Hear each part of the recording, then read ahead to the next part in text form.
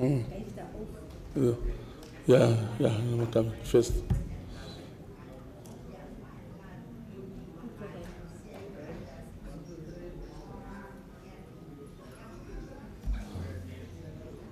Kijk, je hebt niet de oven.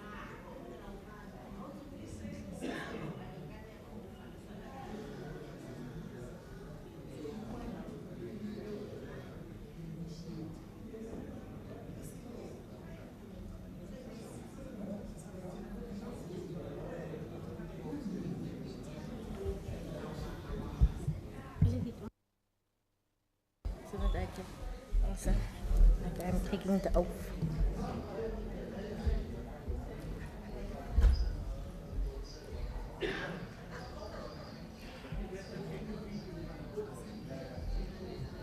And then I'm cooking.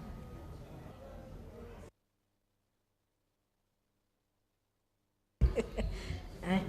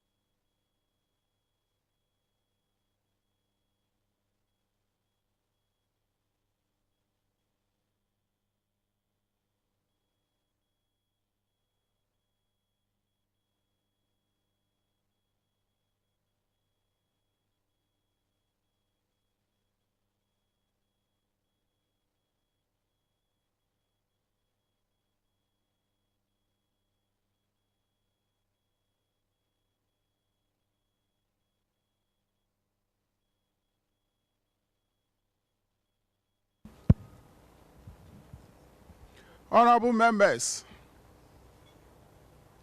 Honorable Madam Vice President,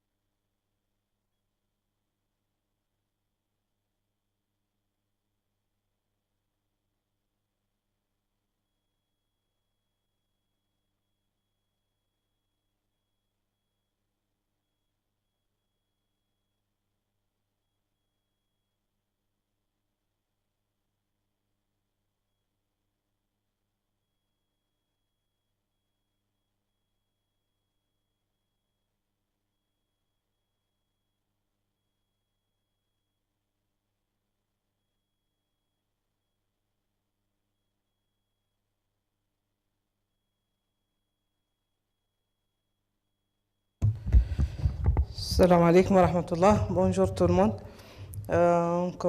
Good morning, everyone. We'll begin with a minute of prayer and meditation.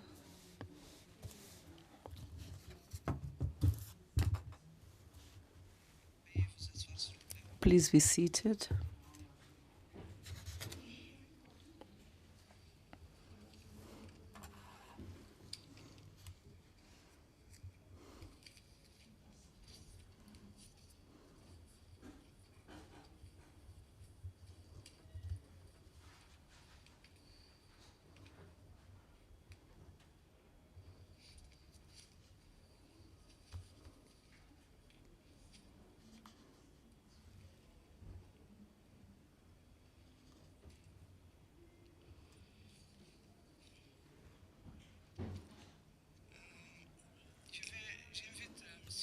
I would like to invite Professor Mirja van Leusen from Leiden University, Netherlands, and Dr. Anthony V. Yange, who is the Director of Programs at the African Population and Health Research Center, to please come to the chambers.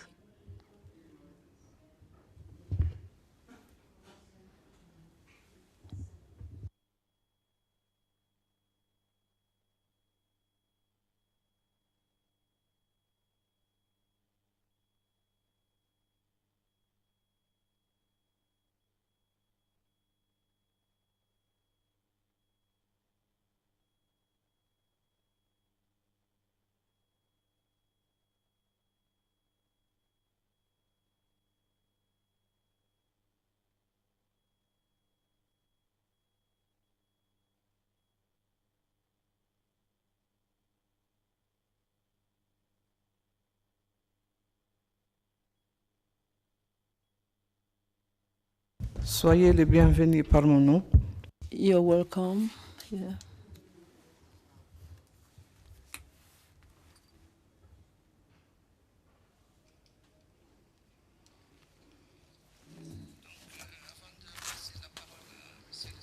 Before giving the floor to the Deputy Clerk, I declare the sitting opened, and I would like to give the floor to him so he presents the first aspect of this meeting. Thank you, Chair. Good morning, honorable members. We'd like to greet the guests as well. Our agenda has the following points: presentation and debates on building a continental framework for artificial intelligence, data sovereignty, and responsible digital innovation. Thank you. Thank you, Mr. Deputy Clerk. I would therefore like to invite Professor Mirjam van Leusen for his paper.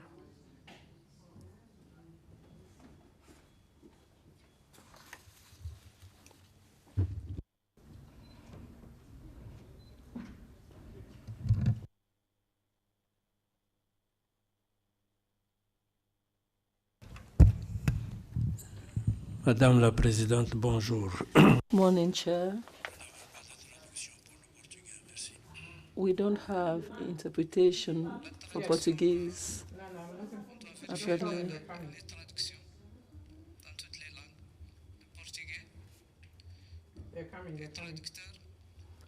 Portuguese interpreters, please. Good morning.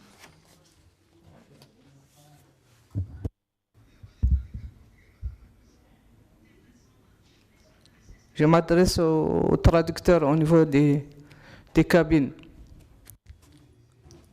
I'm speaking to interpreters in the booth. C'est OK pour le portugais? Are we fine? Not yet. Let's wait, please.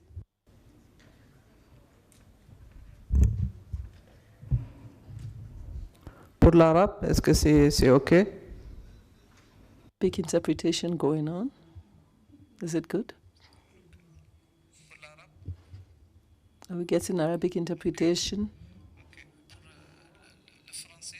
Are we getting French interpretation?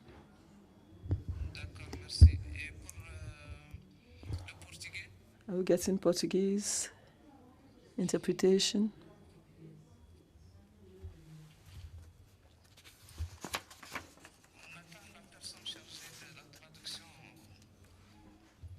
We're waiting for the coordinator for interpretation.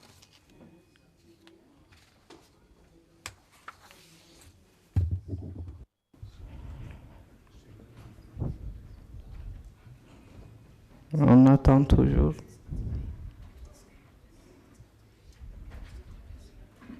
Et c'est pas normal d'attendre alors que And it's not normal to wait, considering that interpreters are supposed to be there before the sitting begins.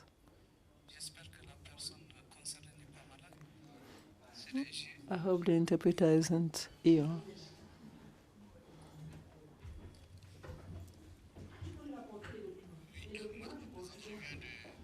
Chair, I've just called the coordinator of interpreters. He said that they are solving a technical issue. They are all in the booth and there's just a technical worry. Thank you. In Arabic? Arabic is good, right? Portuguese, are you fine?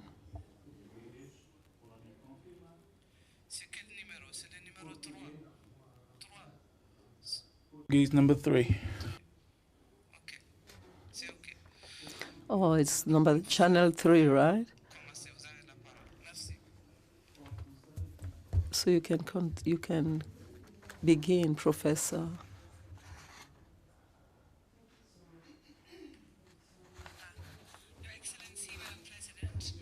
Your Excellencies, Vice Presidents, members of the Bureau, highly esteemed honorable members of the African Union Pan-African Parliament, Your Excellencies, ambassadors and members of the diplomatic corps, members of the media and observers, all protocol observed. It is a great honor to address your Parliament today in this special session, Building a Continental Framework for AI, Data Sovereignty, and Responsible Digital Innovation. AI stands for artificial intelligence, and some may say artificial intelligence is no intelligence. But artificial intelligence can no longer be ignored. It is everywhere. We have it in our search engines, in communication platforms, and work routines. Open any application on your phone, and you are likely using some form of AI. AI has become an essential component of economic growth. According to estimates, AI could add $3 trillion to the African economy by 2030. According to surveys, 40% of the African organizations and 27% of the companies have adopted forms of AI work processes. Simultaneously, AI brings fundamental challenges that also need to be addressed. What is the African representation in data sets? What is the origin and who are the owners of data? There are concerns regarding individual data protection. Globally, 41% of employees are afraid of the consequences of automation due to AI.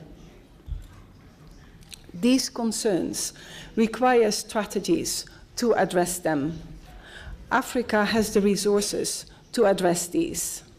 Africa's youth and its creativity, its ability to engineer and innovate, its heritage of taking up challenges and transforming them in ways that can guide the continent and even the world. Africa has the capacity to provide new solutions and be at the forefront of the digital innovation. Africa has over 2,400 organizations, companies, research labs that work on AI tools. A step to take control over AI is to take control over data. Control over data gives us control over the tools and platforms we use or can use, over what these platforms can do with our data and what they cannot do. Digital data is the raw material, the resource for AI. Without control over the data, Africa is in danger of entering into a new age of colonialism, one where digital data of Africans is exported out of the continent and used for economic gain in the United States, China, or Europe. An age where the digital information on health, finance, or agriculture is sent to data centers without African oversight. An age where foreign tools are exported and tested here in Africa without addressing African challenges, without using data sets that are representative of African populations, and without accountability on the algorithms and projects used in these tools.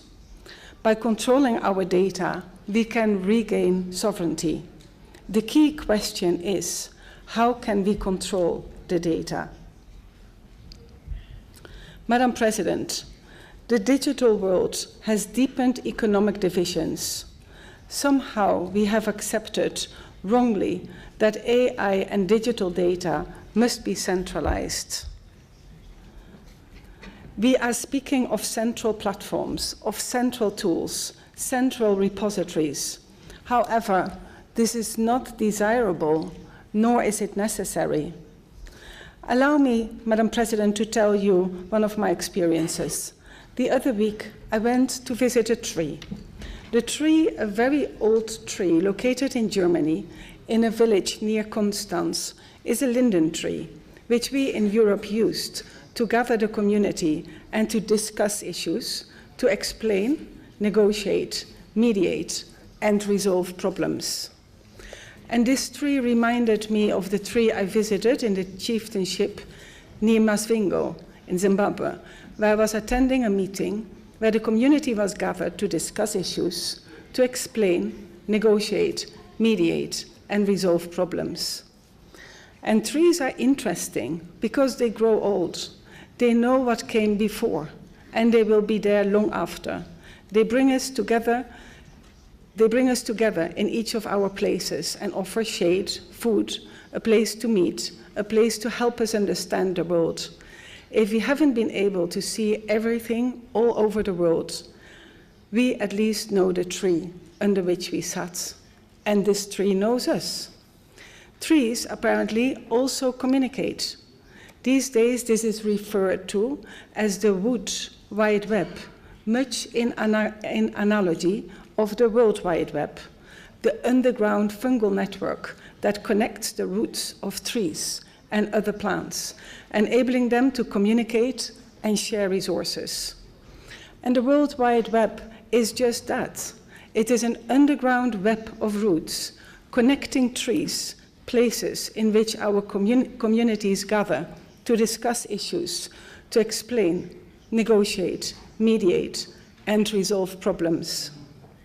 The World Wide Web, which recognizes the importance of the trees and the communities under the trees, is called the decentralized web, served for AI by edge computing, the federal architecture of data visiting over trusted sources. It is high time that we take charge of the conversations that take place in a decentralized way, not centralized.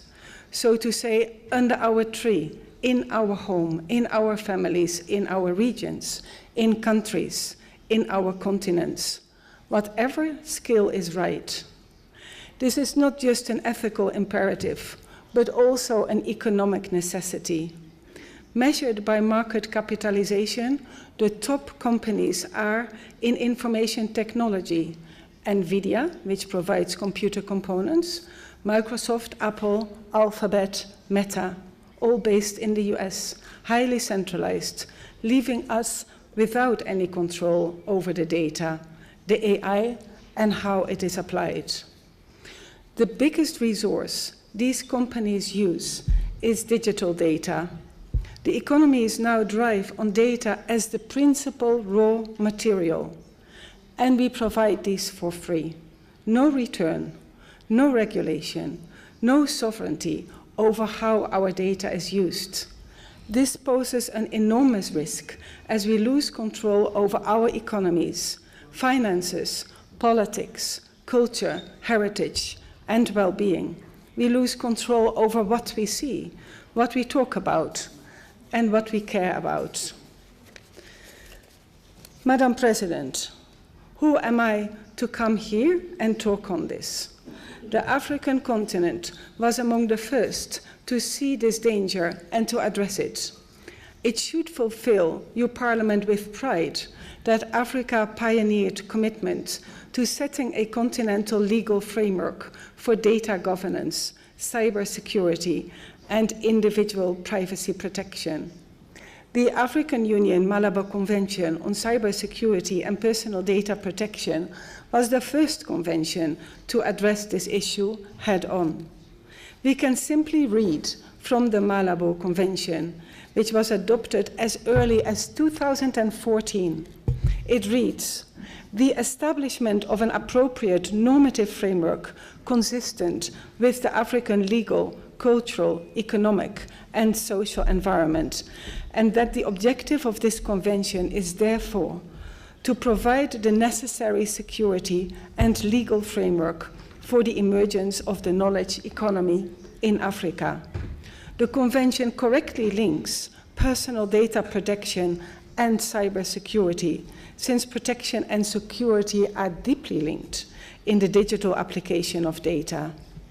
And we in Europe only adopted the General Regulation on Data Protection, GDPR, in 2016. Madam President, Africa has plenty of initiatives that advance on the spirit and intention of the AU Malabo Convention. There is the Africa University Network on Fair Open Science, which promotes and trains students on how to maintain data sovereignty in science and technology. There is the Africa Academy of Science, which has made data handling into a core feature of the approach of science in Africa. There is the Vodan Africa Network, which has pioneered decentralizing of patient data, health data, and other sensitive data. There is the Africa Health Data Space that translates data sovereignty to the area of maternal health and pioneers the idea that third-party users should pay for the reuse of African-based data. These are pioneers of scientific and economic models in which data from Africa are used under the right ethical, legal, and economic conditions. Data autonomy means that data is accessible under clearly defined conditions, is reposited in secure locations, in residence, in repositories, in universities, hospitals, companies, on the African continent. Data sovereignty means that data is findable, accessible under clear conditions, interoperable and reusable. We call it FAIR, with ownership over the data in locale under regulatory compliance. We call it OLR. We call it FAIR data or better, FAIR OLR data architectures. The decentralized architecture based on data autonomy is fully compliant with AI and makes AI better. Using well-curated data held in Africa allows us to put Africa further on the digital map, but also to understand the provenance of the data, to distinguish between real data and fake data, to understand the context of the data, to link data, to have control over the narratives that this data tells us. Yes, just as the Wood World Web, to trace data back to the places of origin, to persons and communities and countries, and yes, the African continent, to which this data pertains. And yes, AI producers should pay for African data, since it is an African resource. We therefore urgently need to enhance data autonomy, strengthen data sovereignty, ensure data is fair. We can do this by celebrating Africa's creativity and capacity for context-specific problem solving, as demonstrated by the many African-born digital innovations now adopted worldwide, and recognizing the untapped potential of African knowledge systems, linguistics and cultural diversity, and community-led solutions, and emphasizing the critical role of the AU Pan-African Parliament in articulating, providing a platform, and promoting continental priorities that uphold the rights of citizens, empower indigenous communities, and engage governments, private sector actors, and civil society in shaping a secure and inclusive digital future. How to move forward, Madam President, on building a continental framework for AI, data sovereignty, and responsible digital innovation. Africa liberated itself from colonialism and has the experience to show a way to the world on how to liberate itself from digital colonialism. Let continents, countries, communities, and people be guided by their autonomous freedom to govern the data that pertain to them, the information that is derived from this data, and the economic gains that are made over it. This is the time to pave the way for achieving the first continent that is fully data sovereign. Based on African data and African legacy, Africa enters a new world, a world of AI, and that is, let us indeed call it, real African intelligence. Madam President, I thank you for the opportunity. Thank you.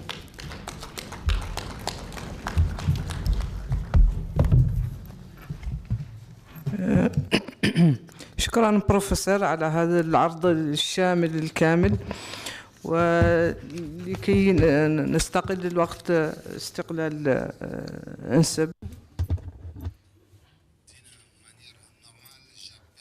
Can't hear anything. Okay.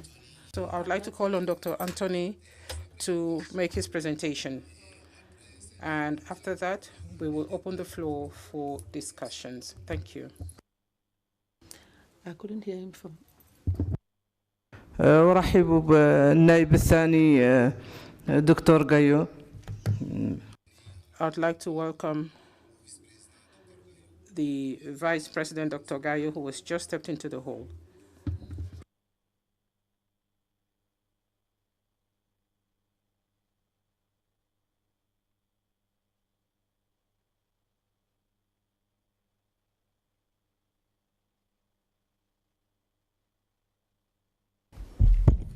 Good morning, Your Excellency Madam Vice President, honorable members of Parliament, and staff of the Bureau. I stand on existing protocol, and I'm very much privileged and honored to stand before you to contribute on this conversation on AI on Africa. But before I begin, may I take a few minutes to just talk a little bit about my organization and the work we do, so that you can understand the context in which my talk is about. And I've characterized my talk as catalyzing Africa's development. How can data, AI, and digital innovation help? But before, as I said, before I start talking about what my colleague, Professor Miriam, has shared with you, allow me to present the African Population Health Research Center. We are a Pan-African-led organization headquartered in Nairobi and with a regional office in Dakar, Senegal. And we are an African-led institution that generates evidence for policy translation. We build capacity for policymakers, for institutions across the continent. Our work is aligned with Agenda 2063, particularly on areas related to human capital development, employment generation, gender, women and youth, science, technology, and innovation. We work with regional economic blocs, we work with civil societies, we work with honorable members like your good selves, and we work with other players within the R&D ecosystem on the continent. Our mission, our vision is to transform lives in Africa through research and policy, and our mission is to generate evidence strengthening research and related capacity strengthening in the R&D ecosystem on the continent, and of course, engaging policy to inform action, particularly on health, population, and development on the continent. We are in 35 African countries, many of which you are coming from, and our work, as I said, spans from research, policy translation, to capacity strengthening. I've talked about that. Our business is research, and we are very good at what we do, and we are very much open to having conversations with how we can work with your respective countries to support some of the research innovations that we have. And currently, we are also working very closely with PAP collectively in terms of how we can support research within the continent. There are quite a lot of work that we've done. Some of the work that we've done, just to give you a sense of who we are, and then I dive into the conversation on AI. Some of the work that we have done, we are building capacity on antimicrobial resistance on the continent, working in different countries, particularly in West Africa and Southern Africa, to build capacity of institutions in terms of how they can address the antimicrobial resistance, which is actually affecting many countries and many citizens on the continent. We have a program called Consortium for Advanced Research Training in Africa. Over the last 12 years, we have trained close to 300 Africans at a PhD level, and we will continue to do so. And these Africans are coming from different countries, from different institutions within the continent. Currently, we have a very flagship program on Countdown 2030, where we build capacity of African public health specialists on women, children, and adolescents, working closely with ministries of health governments on the continent. And of course, as I said, there are many things that we do. I just wanted to sort of give you a sense of who we are before I get into the AI. AI is a space that we work. It's one of the flagship programs that we have at the center, and we are very, very closely collaborating with PAP, particularly the Committee on Transport and the Committee on Health.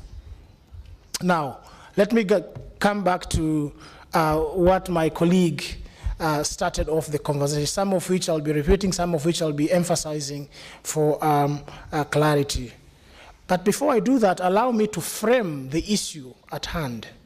And framing that, I will actually use the most recent report by the GSMA on Digital Africa.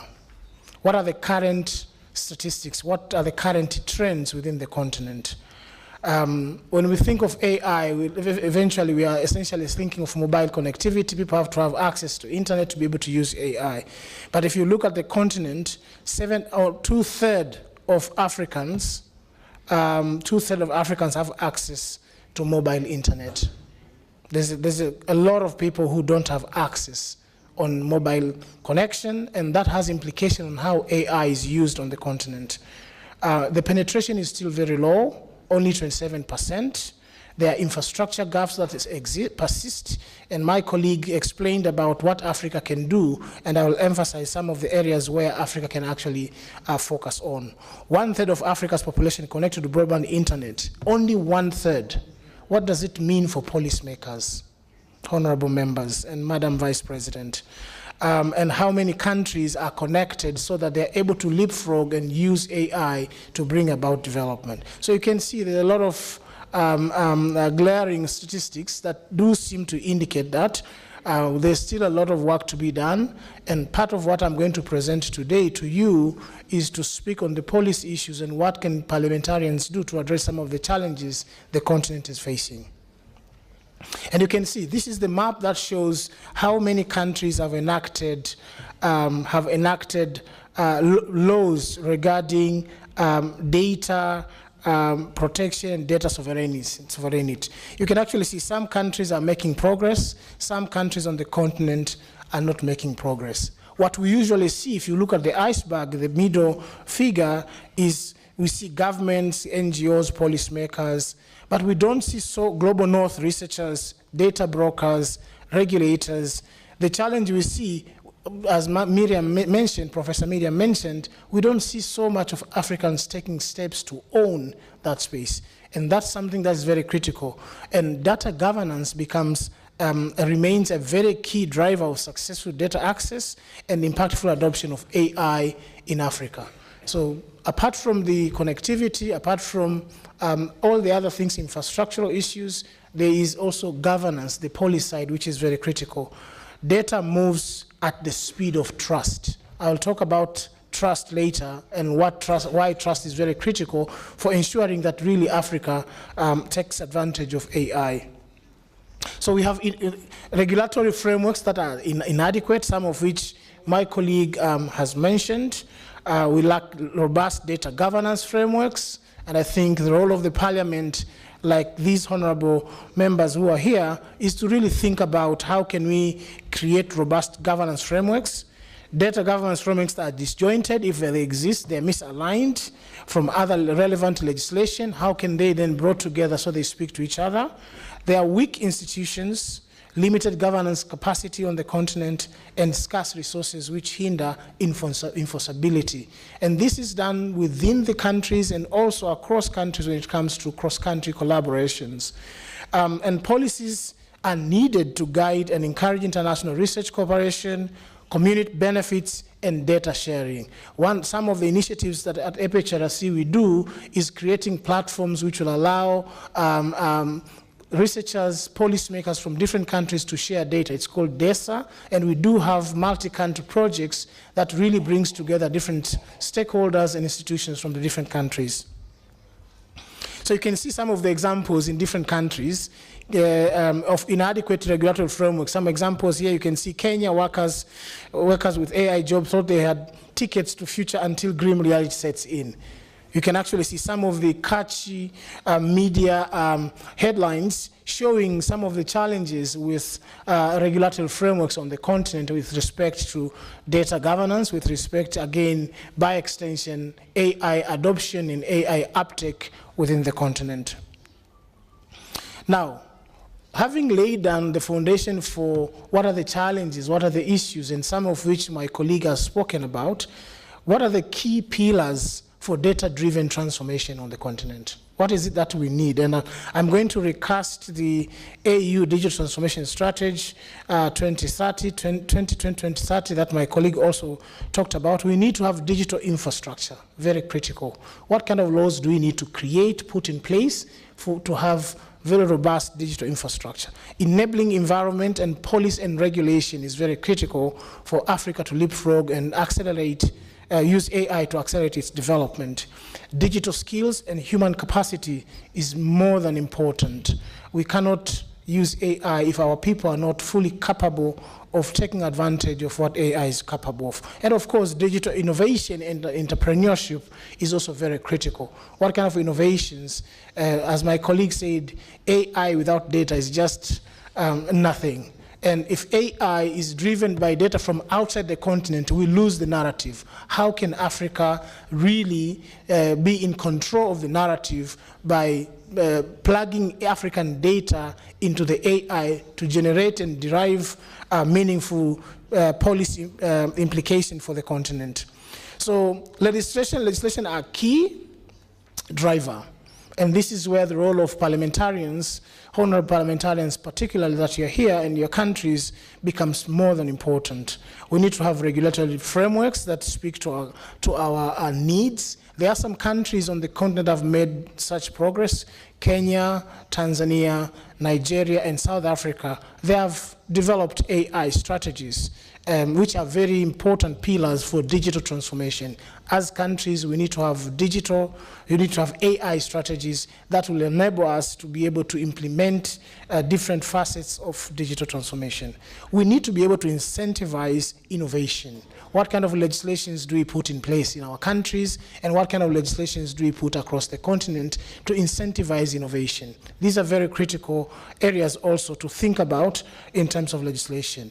But we cannot leapfrog using AI or through AI without partnerships. Public-private partnerships are very critical. International cooperation are very critical, especially when it comes to technological advancement on the continent. So these are some of the key things to think about. There are those that are within our power to do, within the mandates of the parliament, within the mandate of honorable members, within the mandate of our countries, but there are those that would require collaboration and partnership with other countries. And you can see some of the initiatives that are currently ongoing across the globe. Professor Miriam talked about data sovereignty, but allow me to quickly talk about trust, ethics, and data sovereignty, and why are these very critical if Africa at all needs to leapfrog using or through AI. And allow me to quote the UN Special Rapporteur on Digital Rights. Here is the quote: "Without trust, AI becomes a control instead of a tool of control instead of empowerment." So trust is very critical, and I will elaborate why trust is critical.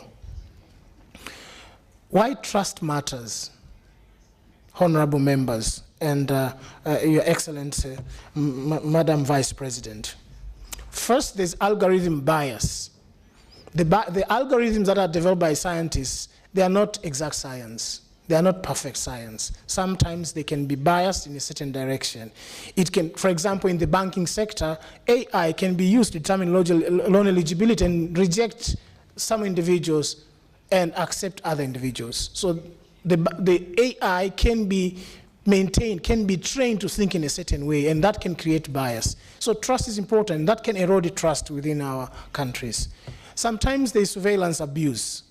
So facial recognition are used without consent in public protests and clinics. And we know now there are countries globally that are enforcing laws to protect issues to do with surveillance abuse. These can actually erode trust, and it can be an ethical issue to think about. Data exploitation. I work in the research space, and we always talk about helicopter research, where Africans are just used to collect data, and data is shipped out to the rest of the world. That's not okay. But there's also importance of trust to minimize the risks of data exploitation. And sometimes unexplainable decisions that can be done to deny access to social services without necessarily knowing why. So all of these are some of the examples of the risks that we can face and why trust is important as we go forward to develop policies and strategies that speak to our continent. Some of the examples, in South Africa, for example, AI was used as a welfare fraud election, falsely flagged innocent recipients. We've had these cases. In the UK, facial recognition trial ruled illegal due to racial bias and lack of transparency. And in Kenya, ongoing debate on whether digital ID, it's called in Swahili Huduma number, may enable state surveillance if unchecked. So some of these things can erode public trust. And as policymakers, as legislators, we have a responsibility to ensure that our trust on data sovereignty is very critical. I don't want to go into what is AI. Professor Miriam talked about it a little bit. It's a system that learns from data to predict decide, generate, and act. So there's predictive AI, there's generative AI, and there's decision AI. I don't want to go there. There are basically those three types. And how it works, it collects data, AI collects data from different sources, and then it models the data. It models the data to behave in a certain way, to give a certain prediction or certain direction of inferences. And then it can train the model, it can validate, and it can deploy the model. And that's why AI without data, as I said earlier, is not helpful. AI with data is very powerful. But what kind of data are we feeding into the AI? Is it an African data that speaks to African contexts and African reality, or anybody's data? For Africa to control the narrative on AI, we need to be able to put in our own data that speak to our needs, that speak to our challenges, that will result to solutions to problems that we face as a continent. And these are some of the AI platforms that have been developed. There are many, and I know now you're all familiar with ChatGPT and the Kenya the Chinese DeepSeek. And earlier I challenged all of us to think about, do we have an African DeepSeek? When can we have one? And what do we do about it? Because as I argued earlier, AI can help accelerate Africa's development. Now, some statistics on the speed and scale of AI. Just to provide context, global AI market value as of 2023 was $208 billion. And it's estimated to go as high up as 1.8 trillion by 2030. AI's global GDP contribution by 2030 is estimated at $15.7 trillion. And Africa's opportunity on making advantage of this, if we act fast, stands at $1.2 trillion. And this is by a report by McKinsey. $1.2 trillion is not small money. For a 3.4 unified continental market, $1 trillion continental market, $1.2 trillion is not. There's a lot our countries can benefit from taking advantage if we act fast on AI. AI, as my colleague mentioned, is data. Data is very critical for AI, as it is fuel for car. You can't drive a car without fuel. You can't use AI without data. So African data is very important. So the issues to do with data sovereignty, the innovation on data are very critical if Africa needs to take advantage of AI. Governments are already collecting massive data on ID, data on taxes, data on land, data on health. But how do we structure this data? How do we use this data? Are they open data? Are they closed data? Are they openly, publicly available for everyone to access? Are these data structured or unstructured? And what can we do about this? So data is very critical for AI to really help Africa make or leapfrog using AI. Now, so far we have different AI platforms, but they're in different languages, except none of them are in any of African languages. So why don't we build our own local intelligence? We have rich language, we have rich cultures, we have strong social networks, we have different languages, multilingual languages, Swahili, Hausa, Amharic, Zulu. Why don't we develop AI platforms that speak to our languages? And we all know very well, honorable members, that language is a very powerful tool for leapfrogging development.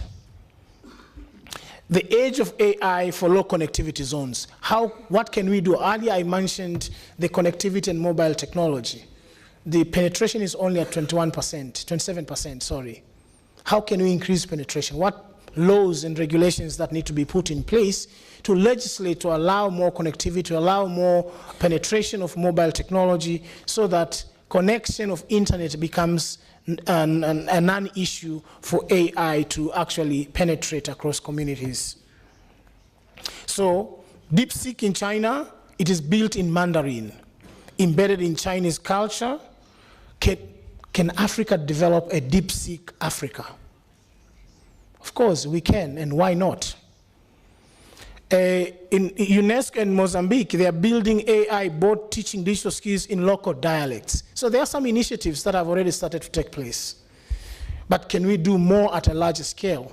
If we act fast, this is the time for Africa to really catalyze its development through AI. Now, let me come back now to how do we use AI within my organization? Some of the interventions that we have done using AI. There are a few case studies that are, just before I go into the specifics of what we've been doing or using AI for, a few case studies AI is used on health. Professor Miriam has talked about it. There are quite a number of case studies, user cases that are changing health landscape on the globe. And for detecting, for example, TB, retinopathy screening, this is being done in Kenya. There's another one, Ubenwa, which is cry analysis for neonatal care, which is being done in Nigeria. There are those that are predicting mortality rates. There are those that are predicting predictive health outbreaks, cholera and malaria. A couple of weeks ago, I was in Colombia and I met a colleague who has developed an app which can predict your heart conditions by virtue of just touching or your facial recognition. It can tell you your vitals and the challenges you might have. Very powerful. But again, it's Western-centric. Can we develop something of our own on the continent? So at EPHRC, we use AI for household and health system data aggregation. We do have platforms that we've developed for data, particularly because we are research into policy institution. We have the data sharing platform across multiple countries, which is AI-powered for data sharing. We also have what I call the Africa Research Connect. It's an AI-powered tool where we essentially bring together visibility of all African researchers on one platform across the continent. We engage on ethical data practices and community engagement. We do have research on food labeling to guide nutritional value. So you can scan a label, a food label, and it will tell you the nutritional value of the food you're going to buy in supermarkets. This is the work that we've done in Kenya. And 2 weeks ago, we were in Zambia with some of the members of parliament from the Health and the Transport Committee to build their capacity on AI, data protection, and privacy. So these are some of the initiatives that we do. But our aspiration is actually to really develop a continental-wide frameworks to support continental organs like AU, Pan-African Parliament, and now we are in conversation with Africa Peer Review Mechanism, where we are supporting their work on e-governance on the continent to ensure that Africa indeed can leapfrog on using AI to deliver its development. Maybe quickly on policy solutions and tools for parliamentarians, things to think about. First, let me sort of give you a quick snapshot on policy impact map. What are the key areas? There's health, transport, finance, and education. There could be many sectors here. AI can be an enabler in health for AI diagnosis. And policy needed is patient data access and ethics, some of which Professor Miriam has talked about. What kind of policies do we need for patients' data access and ethics? Transport, predictive routing, especially on busy roads across the continent. What kind of policies that are needed? Mobility data mandates. Can data move? Can data be shared across different countries, across different jurisdictions? Finance, fraud detection. AI can help with fraud detections. Can we have open banking APIs? Your regulators, your legislators, honorable members, these are things to think about in the finance sector, among many. In the education, AI tutors, we know there's AI tutors. I told an example of what is happening in Mozambique with UNESCO. We need digital curriculum reforms. As policymakers, as legislators, your support in ensuring robust policies on curriculum reforms are critical for Africa to leapfrog and take advantage of AI as it should. Data sharing sandboxes as tools are needed. Urban innovation sandboxes are needed. Data transport data interoperability mandates, especially across multiple countries, are needed. And of course, as I said earlier, PPPs in urban AI, in R&D on the continents are very critical for Africa to really leapfrog and take advantage of the artificial intelligence. Maybe a few cases to inspire you policymakers, to inspire you honorable members, and to inspire your assembly, your excellency, Madam Vice President. UAE, they created a Ministry of AI. United Arab Emirates, they have a Ministry of AI. Results, AI-led governance. Rwanda, they have AI policy and skills framework. What they have as a result, youth talents and pilots are happening. India, they have sectoral AI missions in different areas. Billions are saved in fraud. And in Singapore, they have AI ethics laws and digital twin city, where citizen trust and government efficiency is increased. In Singapore now, they've passed a law, anyone above 40 must go for AI training. In America, kindergarten training at the age of 3, they start teaching AI at the age of 3 or 4 to 5 years. In Africa, what are we doing? Can we pass legislations, policies, and strategies that really start to inculcate AI understanding from the early age so that our children, our young population really embrace AI for the future of the continent? Now, we also need to think about how do we do assessment of AI.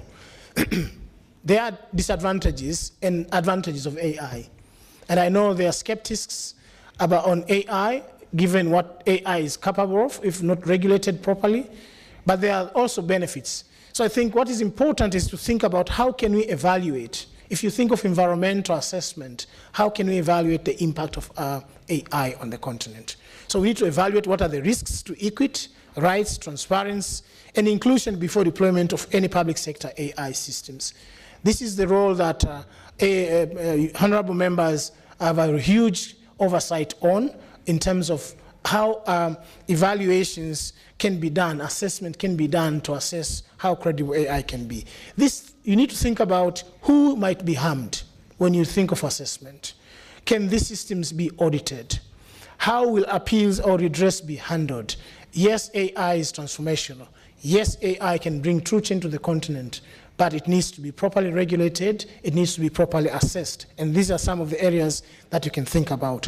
As members of parliament, or this honorable parliament, what can you do? Mandates assessment of AIs in your respective countries and across the continent for all high impact government AI tools so that they are not without oversight. Create legal requirements to publish summaries of these assessments so we can learn from each other. We can learn from what is happening in one country, what is happening in another country, and be able to share these lessons in a platform, in a chamber like this.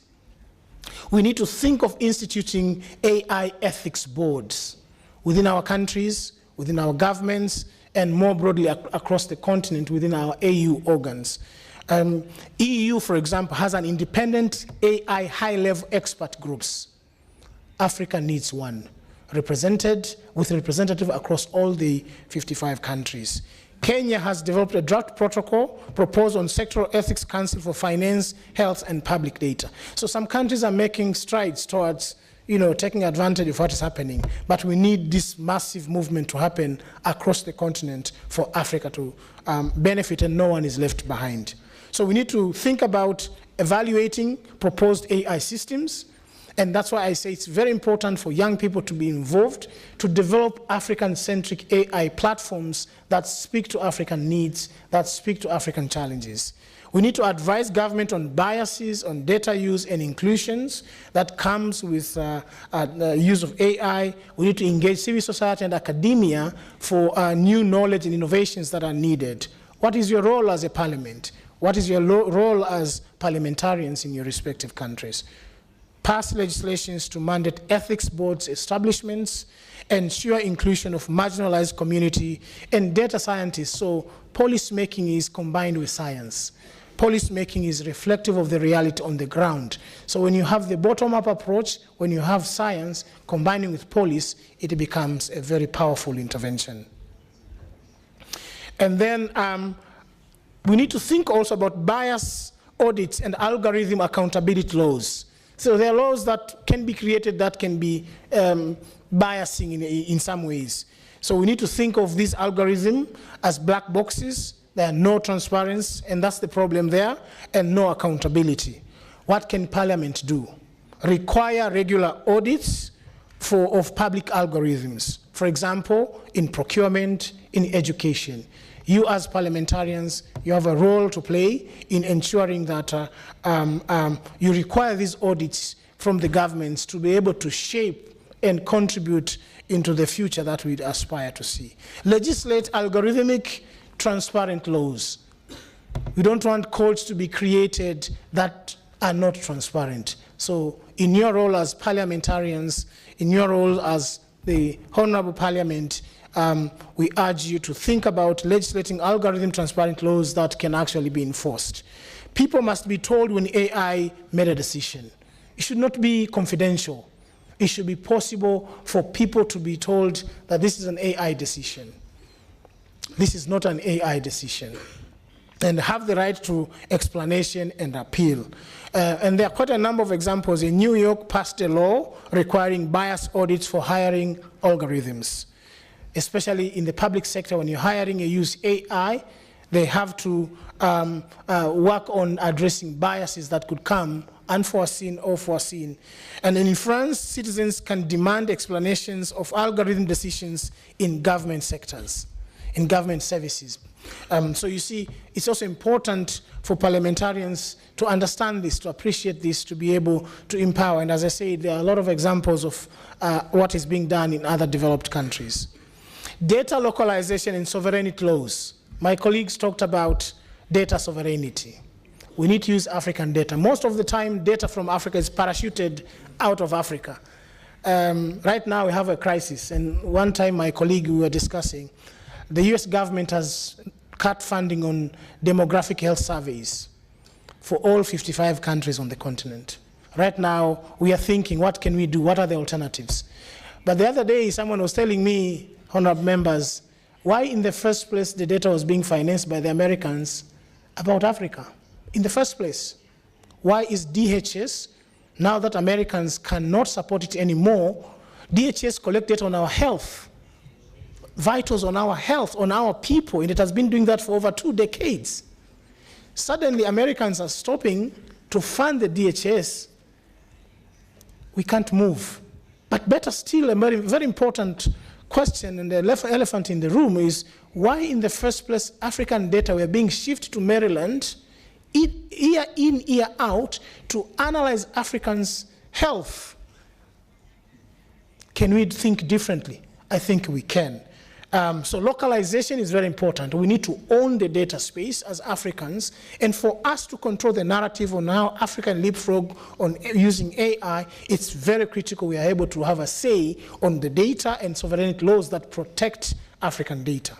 Data should be protected, especially genomic data, health records, education assessment, identity data. The last thing we want is for our data to be migrated outside the continent and be used not to the advantage of Africans. I think this is something that policymakers have a role to play, and you as parliamentarians can actually do a lot there. Honorable Madam Vice President, what can Parliament do in this case? Pass data localization laws, requiring critical public data to be stored within African systems and infrastructure. Very critical. As I said, in our research space, in our ecosystem, we have consistently experienced helicopter research, data being parachuted out of Africa and sometimes not even benefiting Africans. I think you have a role to play in terms of legislating relevant policies that would enable Africa to be in control of the data, to localize the data, and to be able to control the narrative about Africa's future. Mandate consent-based access and national ownership of data training for AI. We need to invest in our own people. There's one saying I heard from the former foreign minister from Uganda. He said it's high time for Africa to delegate its thinking about the continent. We can no longer delegate our thinking. We need to own. we need to think for ourselves. And I think AI, as among many other sectors, is one of the areas that, through your honorable parliament, Africa can actually legislate laws, regulations, policies that can really shape the future of where the continent is going.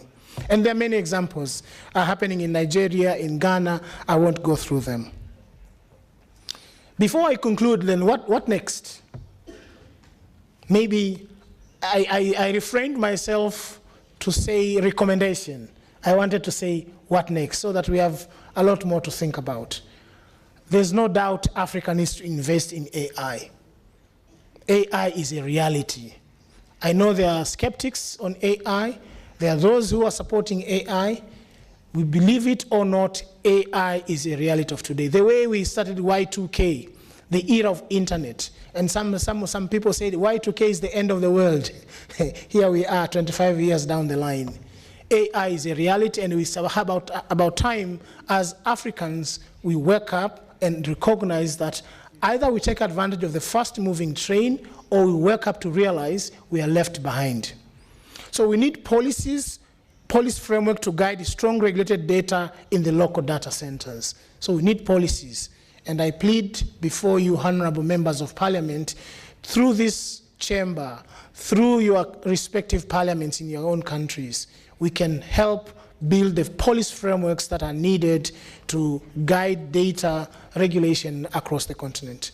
Data governance framework should adhere to core principles: accountability, transparency, equitable access, agility, low compliance cost, competition, and international data sharing compliance and practices. This is very critical.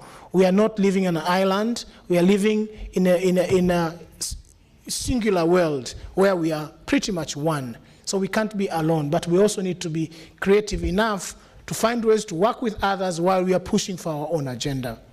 Regulations should also be appropriately light touch to allow for experimentation and innovation in data use cases.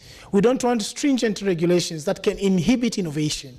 We want light touch regulations that can also allow and be flexible to accommodate new innovations that young Africans that we have, the population that we have, will bring out, and they can be adapted across the different countries and more broadly across the continent. And finally, country-level guidelines can promote collaborations while also laying out continental principles to ensure coherence across frameworks. We need to speak together. We are all Africa. We are all trying to build the same continent. We have a mantra of together as one. We have a mantra of building the Africa we want. We cannot build the Africa we want, honorable members of parliament, if we don't speak to each other, if our countries are not collaborating. So I plead before you for Africa to accelerate its development through AI. It's important as countries for us to work together. Thank you.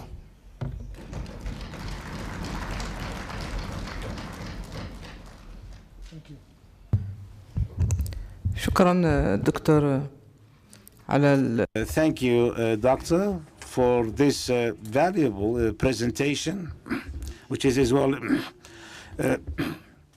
I do believe that all those who are involved in politics, they have to support the youth in order to help with the use of the AI and to provide youth with all the means in order for them to play their role in advancing the agenda of Africa and the development of the continent, and to enable the continent to play its role that it's designated to it. Thank you, Doctor, for this presentation.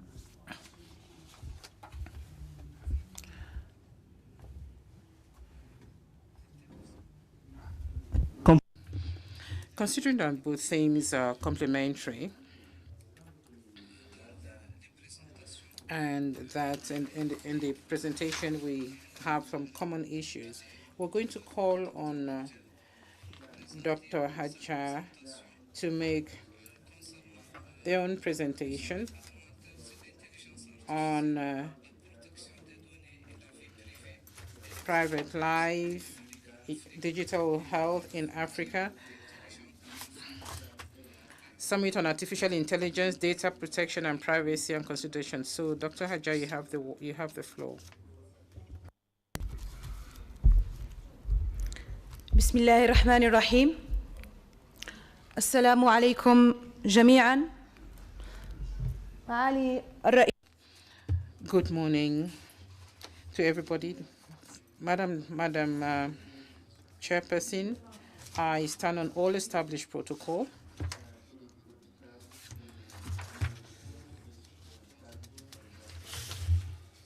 Honorable Beja Lamani, Chairperson and Committee of Transport, Industry and Communications. I would like to make a presentation on the Summit on Artificial Intelligence, which took place in Zambia.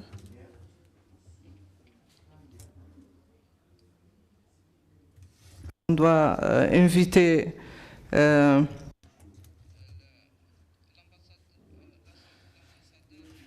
I'd like to call on the ambassador of PAP, Mr. Gregory Esakono, to join us in the chamber, please.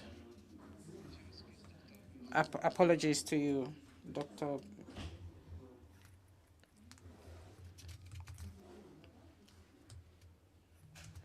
Bejalami.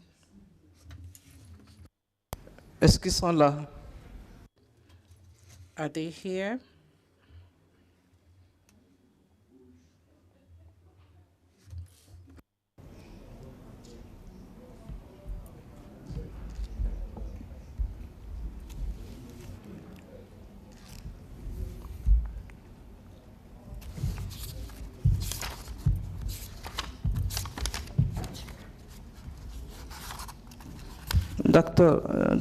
Docteur Honorable Bejet, continue s'il vous plaît. So, Honorable Beja, please proceed.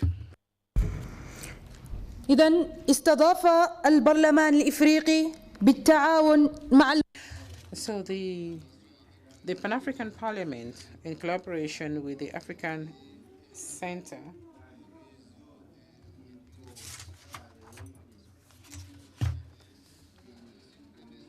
we had the first Parliamentary Digital Summit on Artificial Intelligence and Sovereignty. The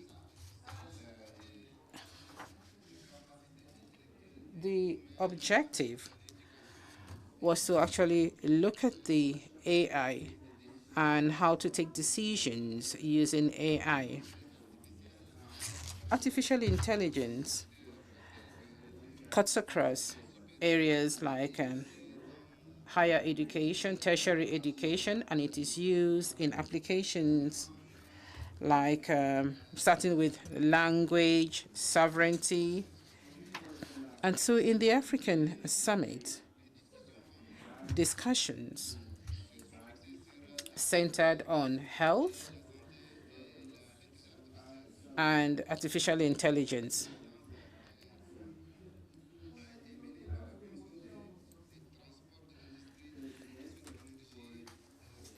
The summit was actually attended by the chairperson on Committee of Transport, Industry, Communications, and Energy. But we had other attendees from the Pan-African Parliament, the APRM, etc. The summit took place at a time when digital area is actually progressing or advancing in Africa. The summit also took place at a time when we have the AI actually increasing or advancing in the world at large. Africa as a continent is actually lagging behind. It's lagging behind digitalization,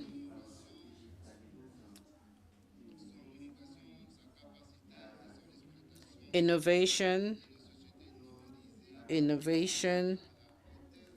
in the area in Africa is not really taken off the ground yet. And in the long term, this could have a negative effect in Africa as a continent and the African people.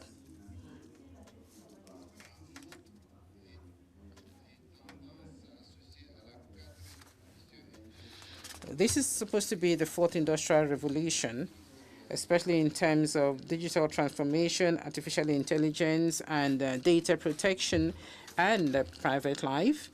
This requires that the African policy makers should actually sharpen or hone the skills on the continent in order to address issues relating to digital transformation in the area of digital health and artificial intelligence, while aligning the vision of Africa, that is the Africa that we want, as described, as enshrined in Agenda 2063.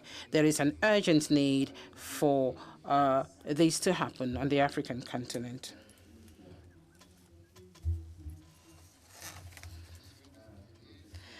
Data protection and sovereignty, and the way policymakers are informed, they have to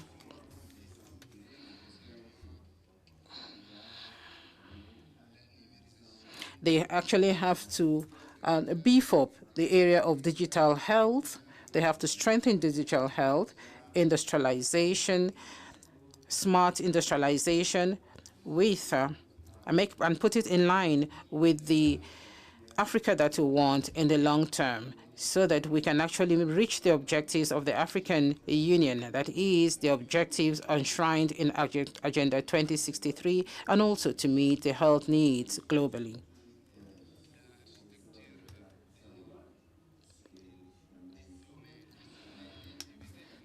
The summit actually had 13 sessions. You had the opening session, you had training on artificial intelligence and data protection, and also the presentation of 2 reports on digital health.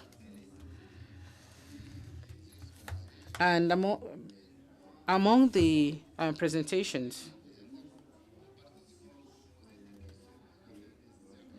at the end of the presentations, there was a question and answer session, a report on health and research, a research on the development of artificial intelligence across the continent by human African research centers. We had a presentation on artificial intelligence, and then there was also a report on artificial intelligence in Africa, and then there was a report on industrialization in Africa. اعترافاً بالدور.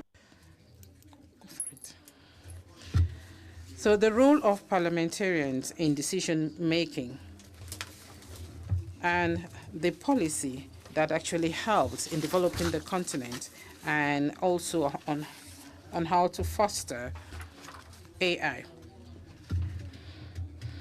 and how to strengthen the capacity of parliamentarians in the area of artificial intelligence, especially in the area of digital health, smart manufacturing, data protection. These are areas that we need in Africa to ensure continental collaboration in the area of development. Recommendations.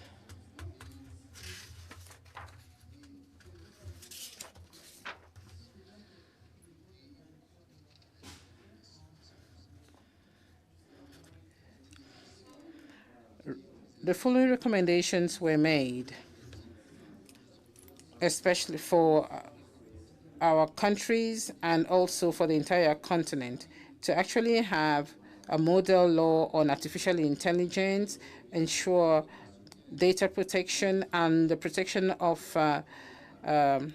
develop model laws and policy guidelines on artificial intelligence, data protection, and privacy with support from APRM, AUDA, NEPA, GSMA, and APHRC, aligned with AU Agenda 2063, advocate for the ratification and domestication of the Malabo Convention, that is AU Convention on Cybersecurity and Personal Data Protection, to address emerging technologies, including AI, cross-border data flows, and evolving cyber threats. Support allocation of adequate funding for digital infrastructure, research, innovation, and development in AI. Support vocational and higher education in AI by increasing the budget of the relevant academic institutions.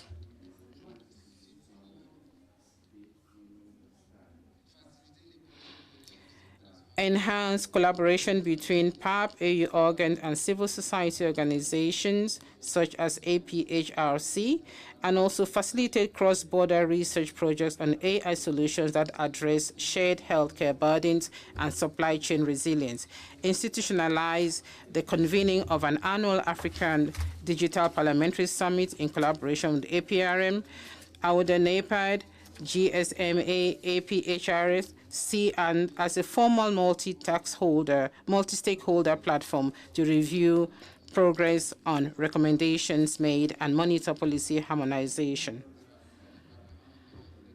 So enhance collaboration between PAP, AU organs, and civil society organizations such as APHRC and GSMA to develop and implement an Africa-led governance framework on artificial intelligence, ensuring it benefits all Africans. Africans from the north to the south, from the east to the west, and facilitate projects, facilitate cross-border research projects on AI solutions that are in the area of supply chain resilience. So organize annually parliamentary summit in collaboration with APRM, AUDA, NEPAD, GSMA, as a formal multi-stakeholder platform to review progress on recommendations made and monitor policy harmonization. Support members of parliament and parliamentary technical personnel with continuous technical training, up-to-date research, and knowledge exchange on AI ethics.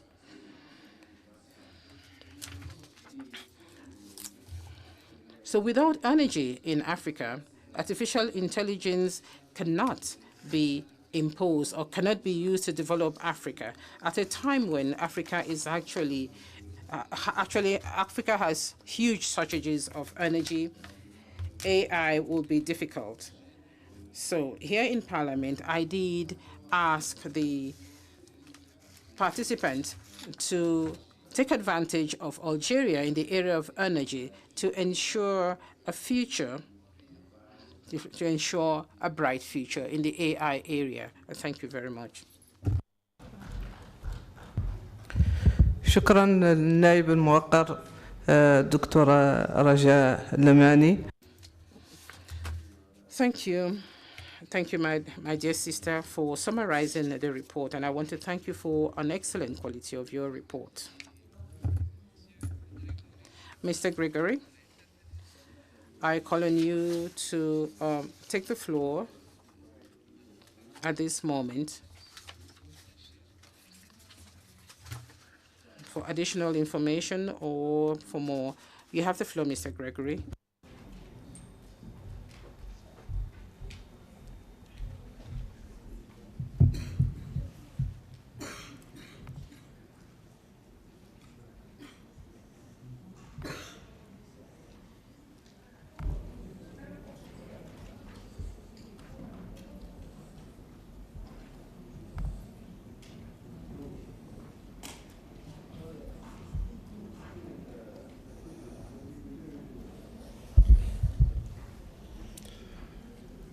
Madam President, honourable members, distinguished guests, thank you very much for this opportunity to present this presentation today.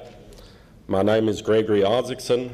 I work with the Ambassador of the Pan-African Parliament of Food Security, and we have been working on a farm in Pretoria and developing various technologies to assist with the growing of the plants.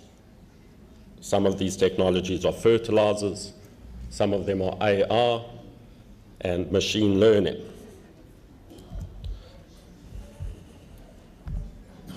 So the question is, why are we going to focus on artificial intelligence in agriculture? And the reason is in Africa, we have all the land, we have the weather, we have the soil, we have all the correct inputs needed to be world leaders in this area. Africa suffers from water scarcity, low yields, crop disease, and an inefficient market system. With artificial intelligence and drone technology, we can provide insights and constant market insights to allow the farmers to predict the yields, to show what's coming into the market so that we can create an efficient system. Sorry, 1 second, I got disconnected.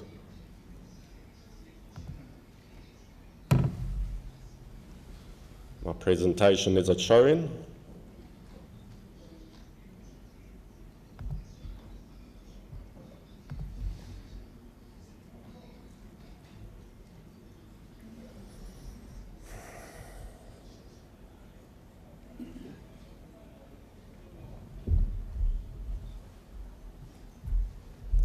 It's connected.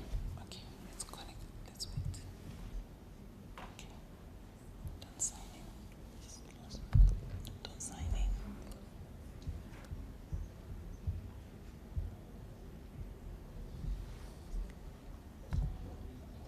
Where's your link? Am I back on? Yeah, let's go back. Go back. Escape. Escape. Yeah. Let's go back to Zoom.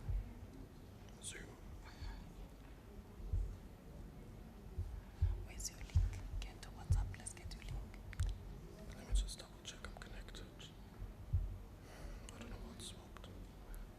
Guest. Connect. Okay, that's fine. Then we're here.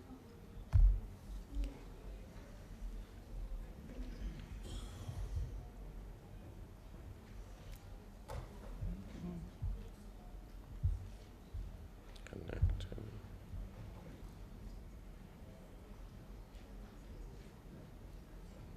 Let's leave the file.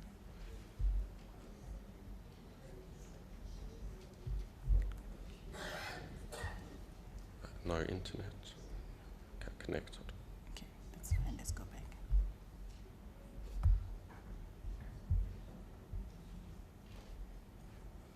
Still try to, okay.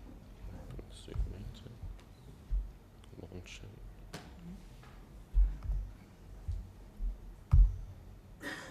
Let's get away. Let's leave it.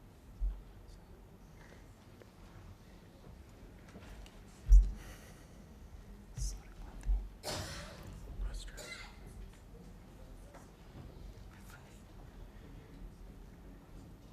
Okay, wait, tell us something to stop.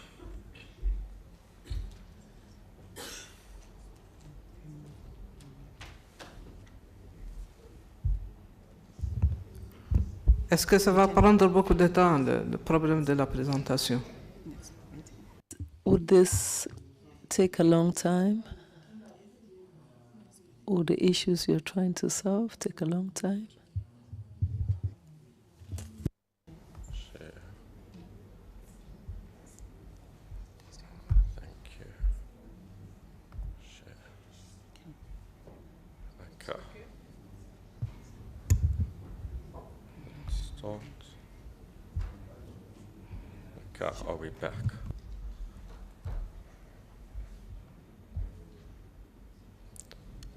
Okay, sorry about that.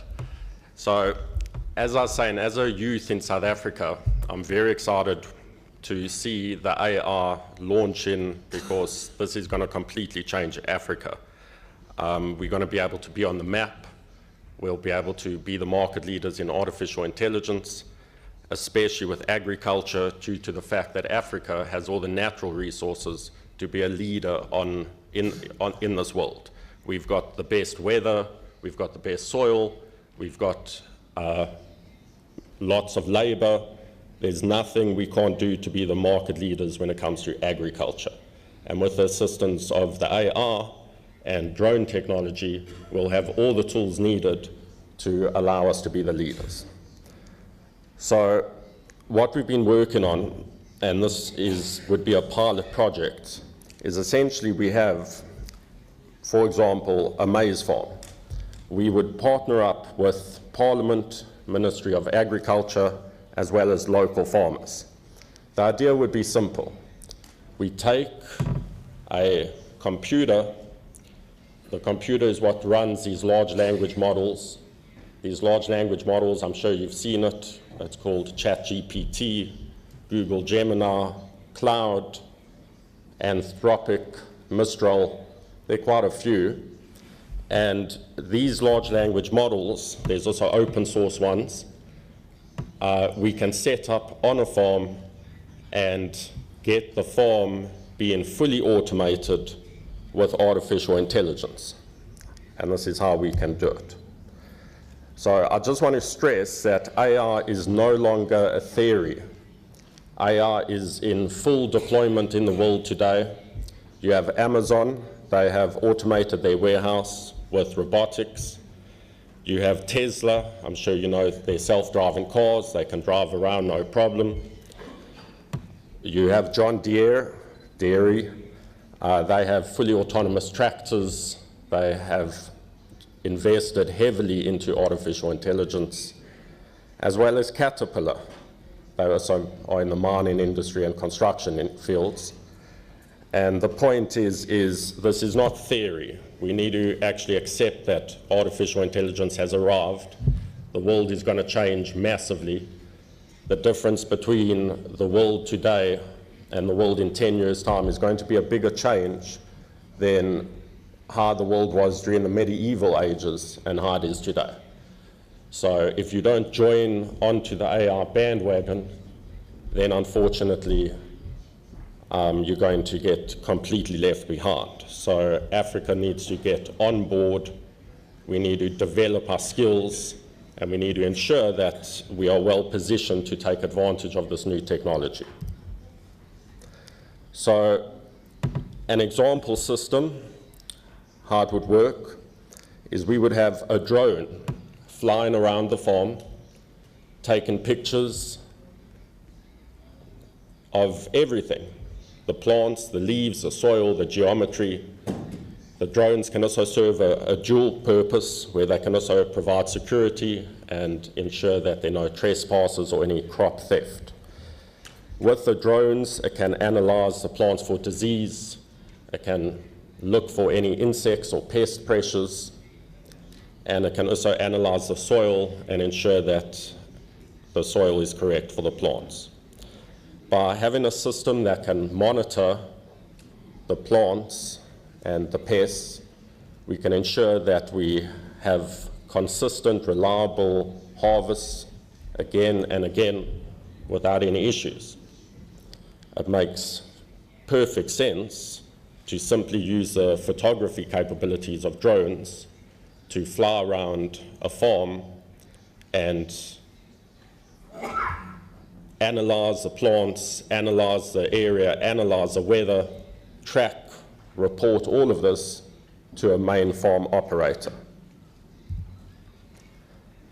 The next AR component would be a smart irrigation system and a phone app whereby the workers on the farm will actually be able to speak to the artificial intelligence, and the artificial intelligence will be able to communicate with the workers and provide instructions on what the workers need to do.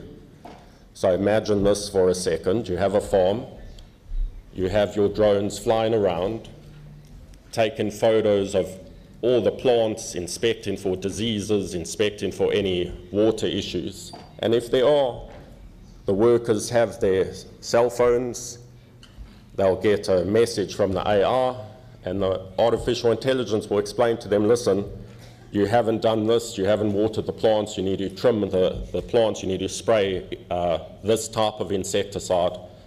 And essentially you can completely remove the need for knowledge. You can actually have the AR giving instructions, checking that the instructions were followed, and ensuring that no mistakes are made.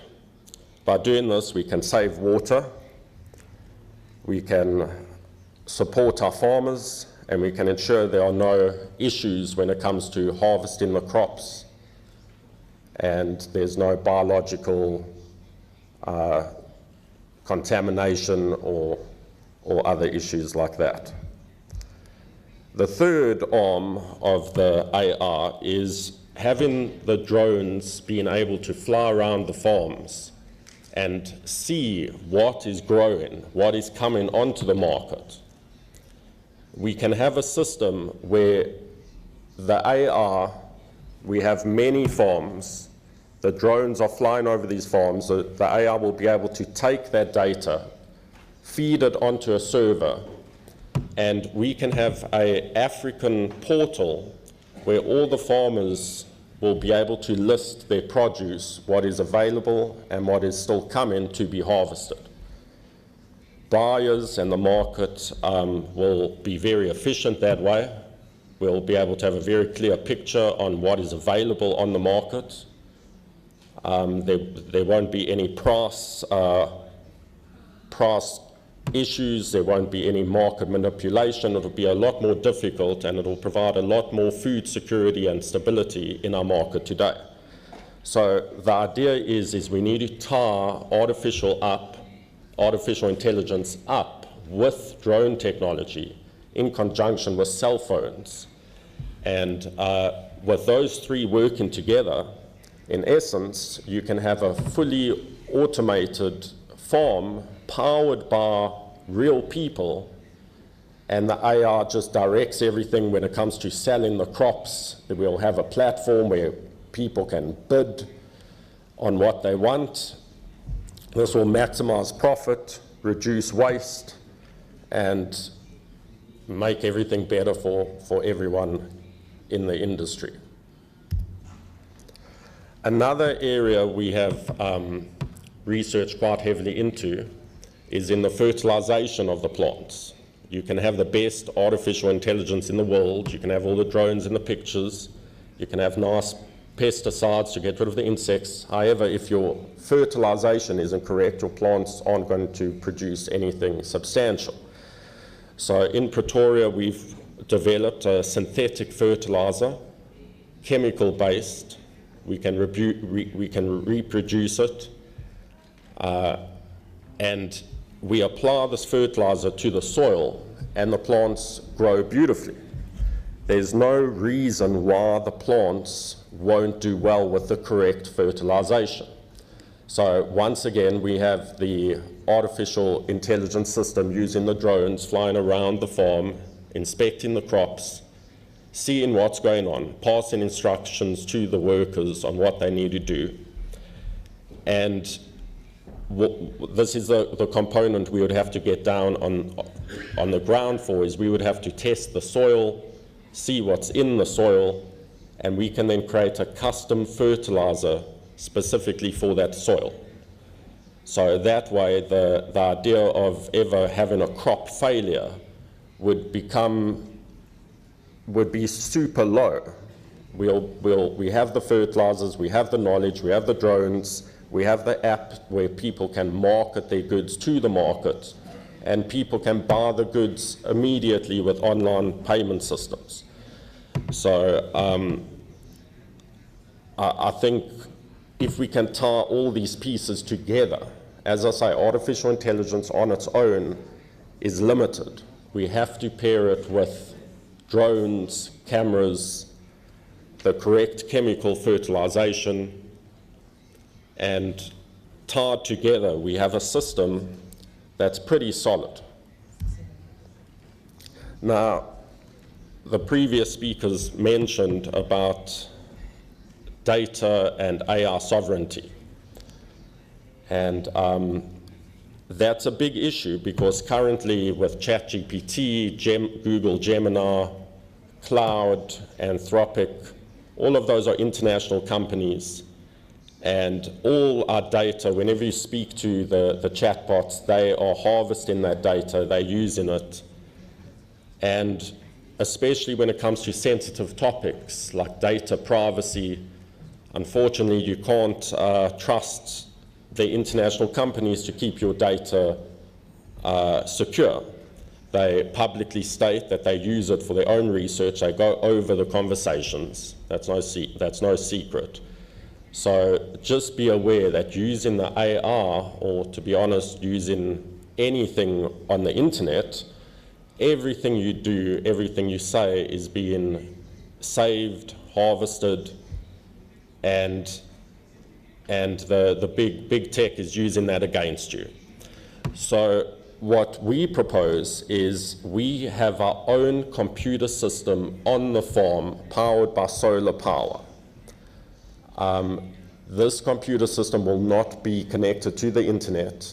It will be a self-sustained local system that can communicate with the drones. This will be the system that will send the instructions to the workers' phones.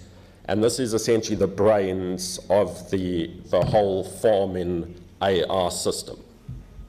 So you can basically take this computer, you put it in the field, it's powered by solar, it wouldn't need any maintenance for probably a decade until the batteries degrade. We would have drones that could clean the solar panels as well.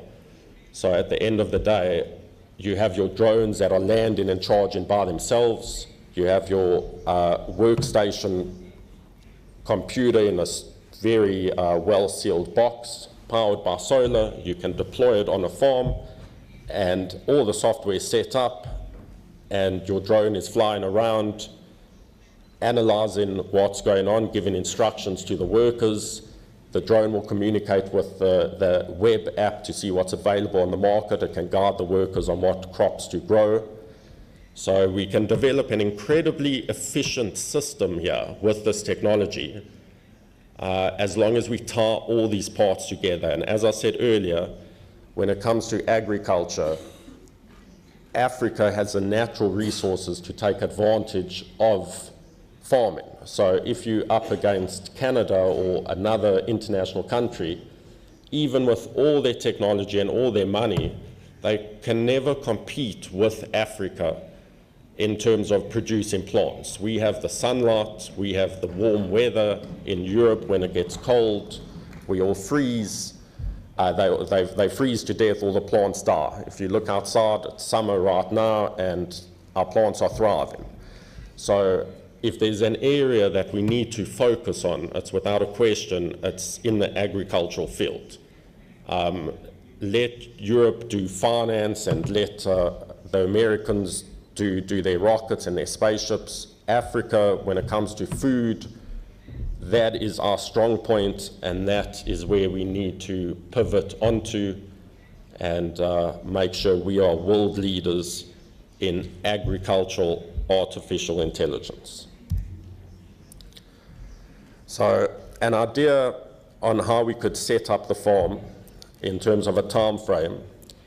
We deploy the drones, the computer, the application. That can be done in 1 week. It wouldn't be very difficult.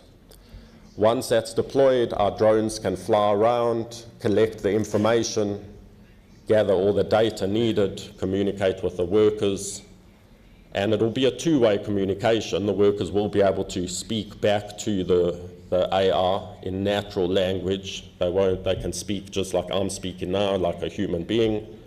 So this will be a great system to help the workers and the farmers so that they don't make any errors.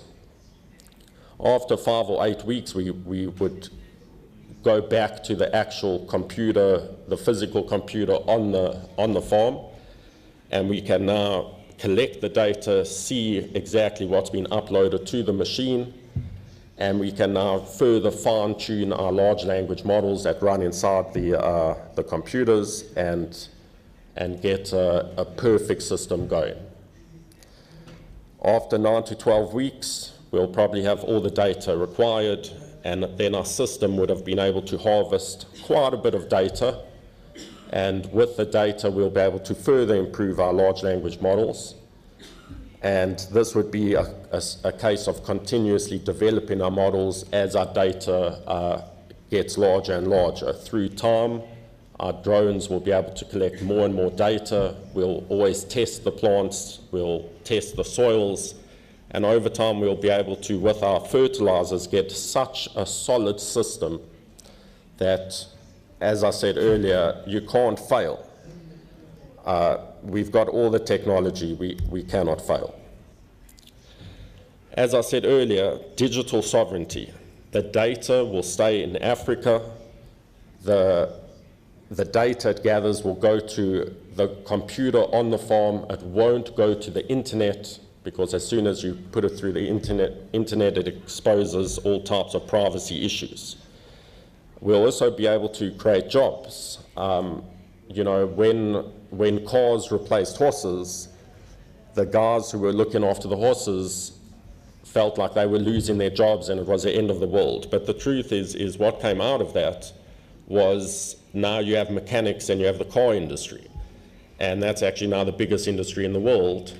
And it just made things better. So the future of AI is going to be drone operators. It's going to be people building the computer servers to run the AI.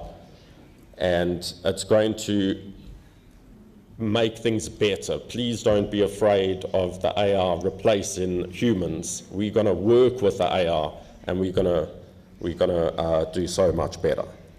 So what we're looking for is pilot project locations that we can set up the systems, gather the data, and test the system and make sure it's solid. Obviously, at first, we'll have a few teething problems, but within 6 months to a year, we'll have a very solid system that we'll be able to deploy at a farm, and there you go. We would want to partner with the Ministry of Agriculture and governments. I don't want to limit this just to plant farming. In time, we can extend that to cattle farming, to fish farming, to any other type of farming. Instead of drones, we can have submarines and other type of vehicles.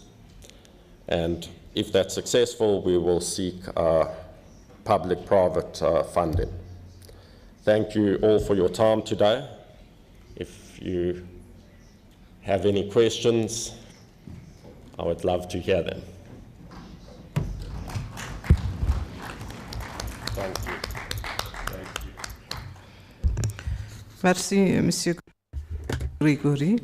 Mr. Gregory. Dear colleagues, honorable members of parliament, the floor is open. I think that we're going to have an enriching discussion considering the diverse presentations and the information which we have just received from these papers. I would like to commend and thank each of the presenters. Without much ado, I have a list of members of parliament who would like to take the floor. Ali Salim Masoud again from Libya. You have the floor.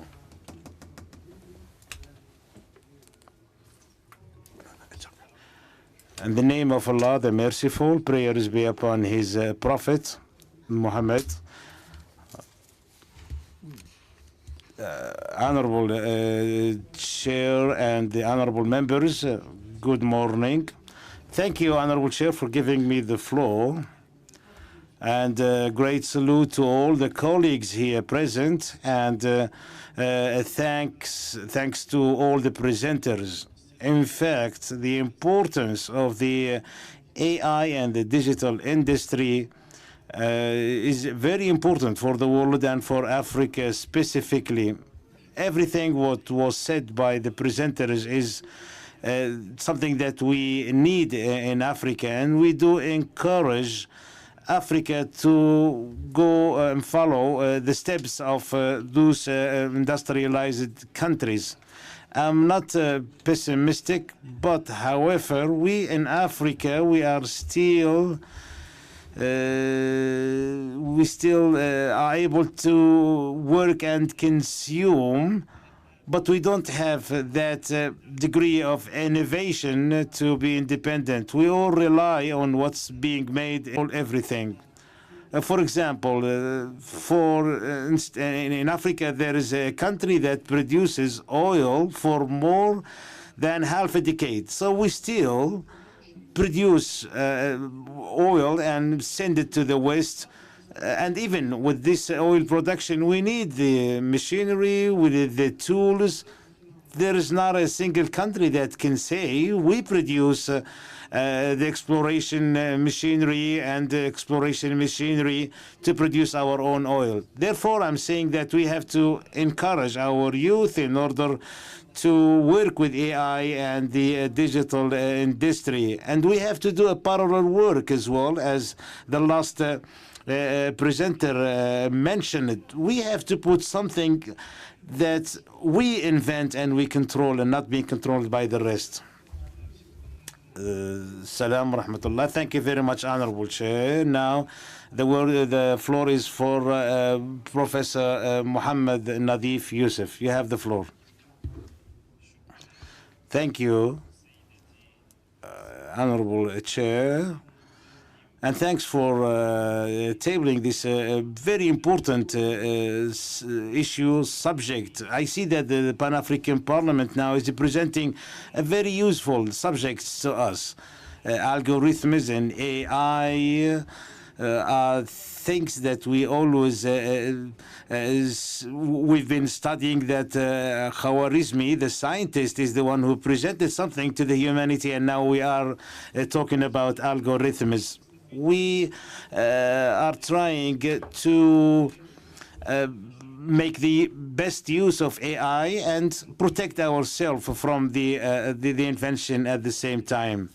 There is a digital change that's accelerating, whereby a lot of subjects are being touched: justice, governorship, and the use of the data, huge volumes of data, which will request the need of a continental framework whereby the Africa can transform itself into an institution that serves the world.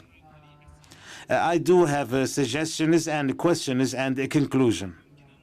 Can we recommend that we set up the African Charter for the AI under the auspices or the oversight of the Pan-African Parliament? This is a recommendation that I have as well to the Permanent Committee on digital transformation. I'm asking them, can we adopt training programs oriented to the MPs concerning the AI? And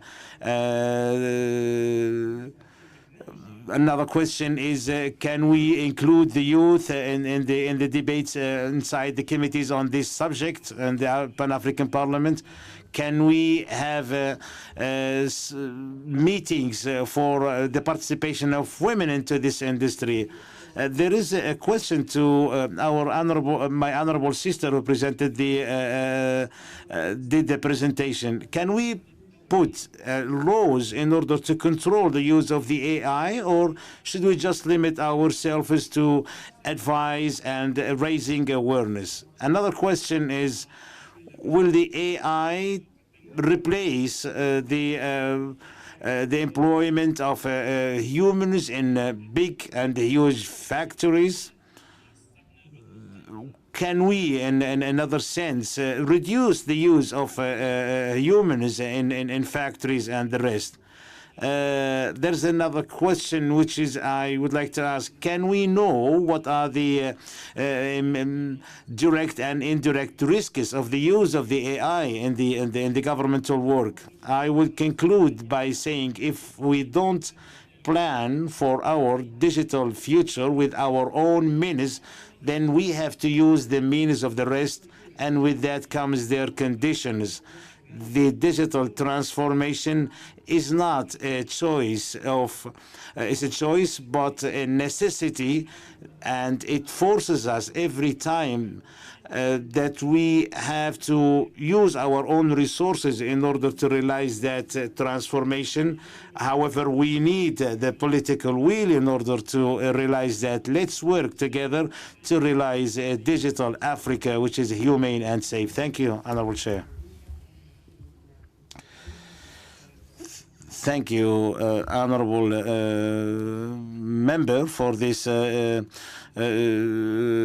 useful input. Now, representative from Kenya, you have the floor. Sana Rais kwa kunipa nafasi hii, na mimi nitoe maoni yangu. Kwanza nashukuru sana. Thank you very much for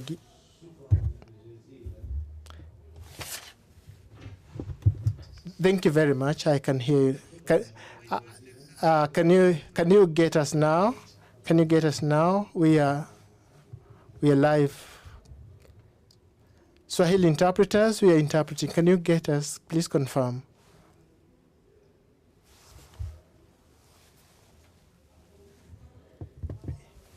Please go ahead, Honorable Member.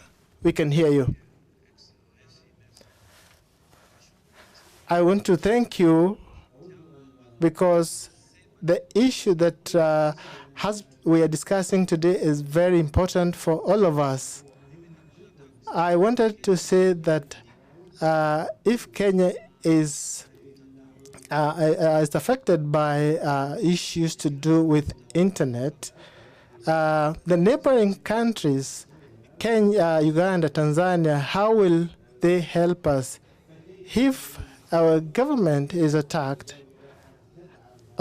If Morocco is attacked from the north, for example, if South Africa is attacked, how will Africa contribute to help nations that are being attacked online?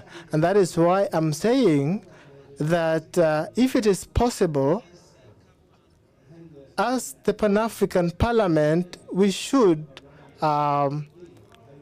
ask people who are involved in Africa so that we can create good protection, online protection for our countries.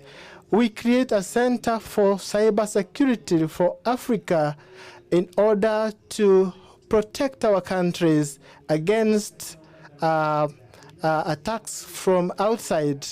The truth is that these issues happened during Iran and Israel war. Changing of GPS was used. Online attacks were so many, and therefore, what I'm asking is that we have a plan so that in Africa we have a center where we can organize our issues to do with cyber security.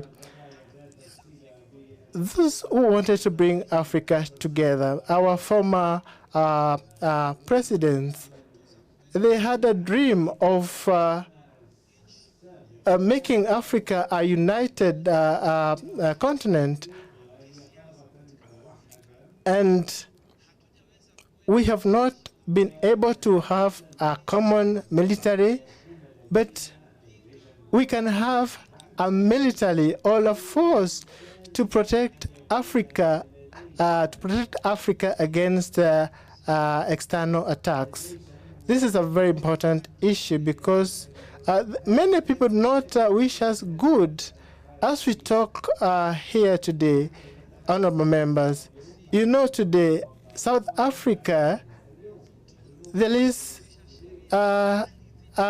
move to move a very, very bad law against South Africa in America.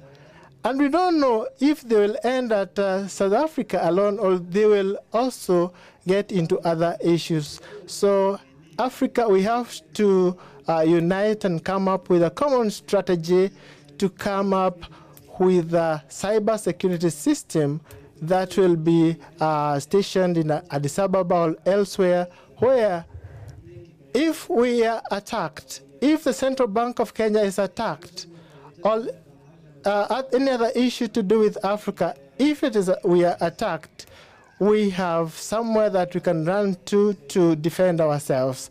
And thank you very much, Your Excellency, for giving me the opportunity. La parole est à Monsieur.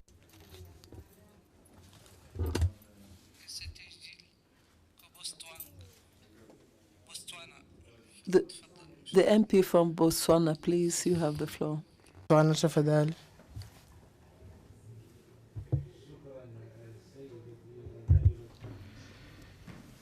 Please allow me to stand on the protocol already established.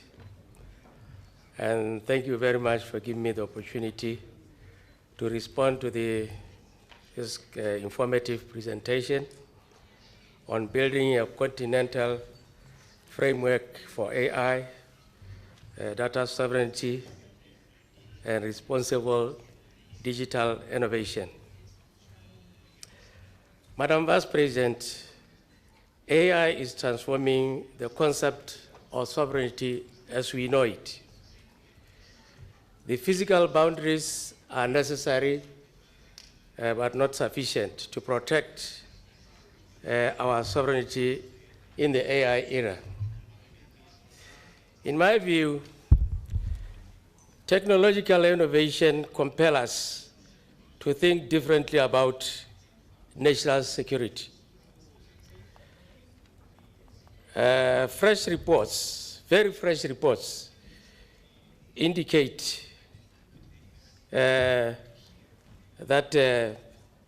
South Africa is experiencing increased cyber attacks. Mobile banking application fraud are not uncommon. These are attributable to poor investment in cybersecurity systems, lack of awareness and training, obsolete laws, and poor law enforcement. AI may be handy in addressing these challenges. If Africa fails to collect and protect data, the security of the continent will not be guaranteed.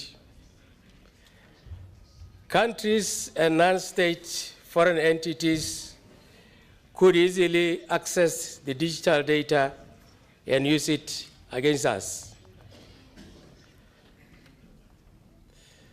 These developments suggest that countries without data protection laws must fast-track legislation. And those countries with legislation in place must constantly review. They must constantly review them to keep pace with the fast-changing technological innovation. I thank you, Madam Vice President.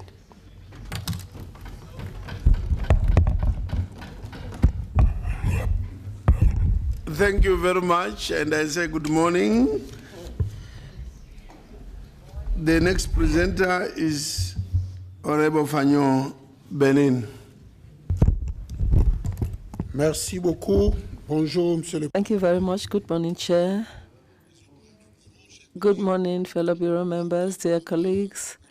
I would like to reiterate the excellence or excellent quality of the report that was presented during this workshop. I would like to draw our attention as members of Parliament on point 9, point 8. I'm not going to read them because I would have used up all my time. And on the recommendations which were made to Parliament, to the various stakeholders, but there are suggestions which I would like to make. I would like to suggest that we go beyond health and industry and focus in the same light as this parliamentary summit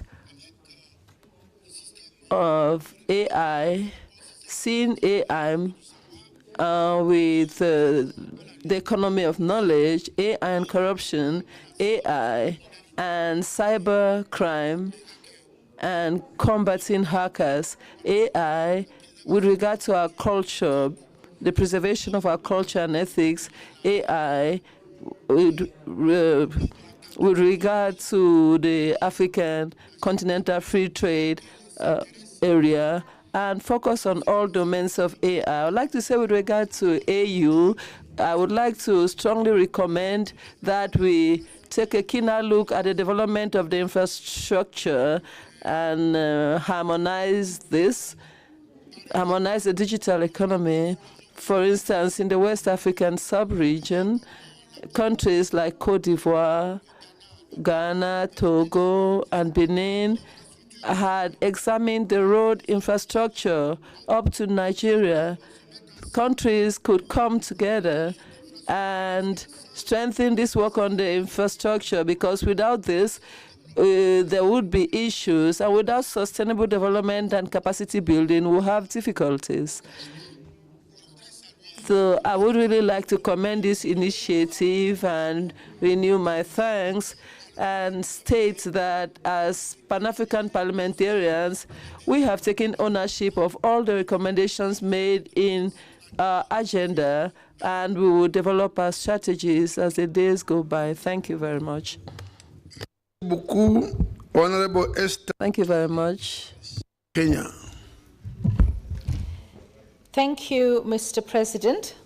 I rise on the existing protocols and to commend Honorable Bihinja Lamali, Chairperson of the Committee on Transport, Industry, Communication, Energy, Science, Technology, as well as the Committee on Health, Labor, Social Affairs, for their outstanding leadership in convening and presenting the outcomes of the Digital Summit on Artificial Intelligence, Digital Health, and Smart Manufacturing. The report highlights Africa's defining moment in the fourth industrial revolution. We must acknowledge that data protection, AI governance, and digital transformation are not optional. They are critical to our sovereignty and economic competitiveness. While our continent is rich in creativity and talent, if we fail to act decisively, we risk being perpetual consumers of foreign technologies rather than architects of our own digital future. Mr. President, as Professor Mirjan van Reysen emphasized, data is the lifeblood of digital economy. Yet much of Africa's data is harvested freely and monetized abroad, creating a new form of digital colonialism. We must seize control of our narratives and resources by ratifying the AU Malabo Convention on cybersecurity and personal data protection, and by developing continental model laws and guidelines for AI and data governance.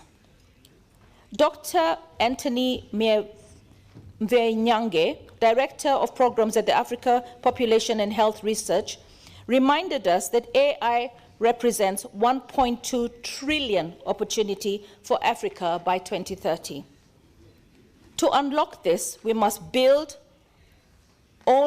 Africa-owned AI platforms rooted in our languages, Swahili, Hausa, Amharic, Zulu, because language is both identity and power.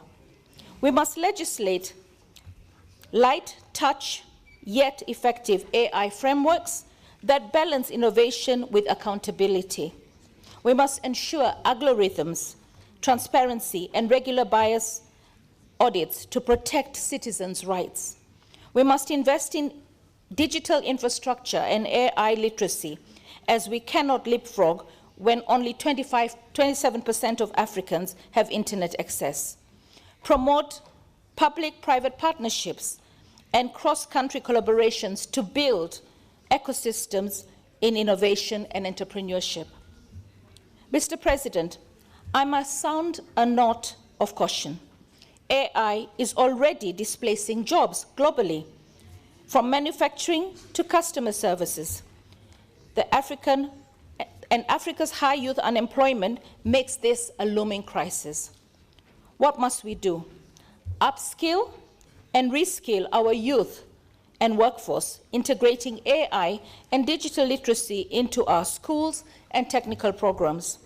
Launch national and regional AI training initiatives, learning from Singapore's mandatory AI education and the AUE's Ministers for AI. Create policies and incentivize AI-driven jobs creation, ensuring AI complements human labor instead of replacing it. As Dr. Nyange stressed, trust is the core of AI adoption. Without trust, AI becomes a tool of exclusion. We must establish AI ethic boards, mandate algorithms, transparency, and ensure oversight mechanisms so that the decisions made by AI are fair, auditable, and explainable. Mr. President, I applaud the vision shared by Honorable Namali, Professor Mrijan, and Dr. Nyange, but vision alone is not enough. We must transform these recommendations into actionable policies, legislation, and investments that protect our citizens, harness our talent, and place Africa in the forefront of digital revolution. AI must serve African people, not replace their identity and dignity. Data is our new gold. Let us mine it ourselves. Without data sovereignty, digital colonialism will define our future. Africa's 1.2 trillion AI opportunity demands urgent, united action. We cannot leapfrog when only 27% of us are connected. I thank you.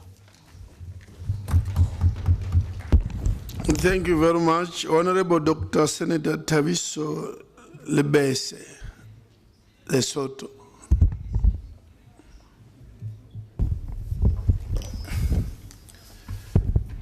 Thank you, Mr. President, for giving me the platform. And let me first start by appreciating the presentations that we have this morning, enlightening as they were. But let me make some pointers for today's presentations on AI and its significance, by first appreciating the immense activity that we are seeing by African states that have enrolled the programs of AI. Such countries with huge investments hubs in AI, such as Nigeria, Kenya, South Africa, Egypt, and let me also note my good friend Dr. Muzenga by mentioning Tanzania as one of the lead countries in AI. Mr. President, whilst AI offers significant potential for various sectors, such as those of healthcare, agriculture, finance, there are also challenges that we also highlight to the digital infrastructure, skill development, and the need for context-sensitive AI that reflects African values and knowledge systems. Even though there are notable startup growth in AI, especially in healthcare and infrastructure, and we also had the significant moves that have been made in terms of agricultural innovation. It is notable that few countries are enrolling in this because of some challenges such as in funding, ethical considerations, policies or lack of policies, regulations, and infrastructural gaps that do exist. Many of our African member states do not have legal framework that promote AI use, nor policy guidelines as well as strategies. And it is important to mention that there are hindrances in terms of predictive AI, generative AI, as well as decision artificial intelligence. Honorable President, Africa is suffering from a lot of contagious diseases, to mention a few: TB, HIV, and many other diseases. And lack of proper AI investment will hinder or will retrace the significant gains in the treatment and of some of these diseases that we have achieved in a very long time. As I conclude, Mr. President, African states are lagging behind in terms of attaining sustainable development goals, in particular those of SDG 3, health and well-being, as well as infrastructure and innovation. And at this pace that we are going, Mr. President, the goals of 2063 and their milestones will only be a trim far-fetched. Unless member states really take a big stride in terms of investing on health, as well, or investing heavily on STEM subjects, and the use of AI in Africa will only remain a dream. I thank you.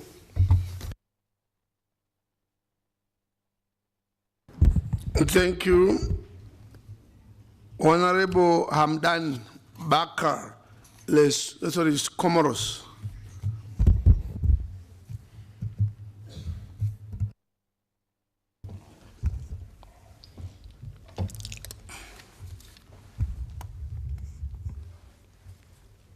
Yamba?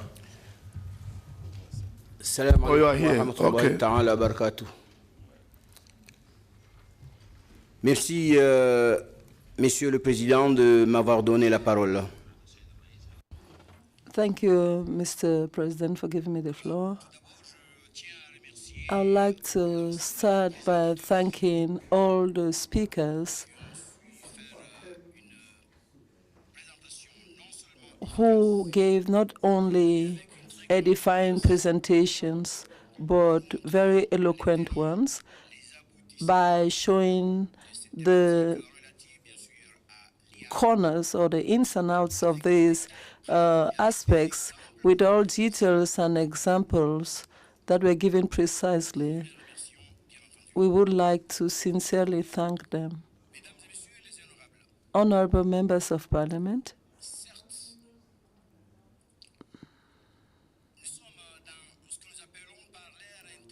we are in the internet era. As Africans,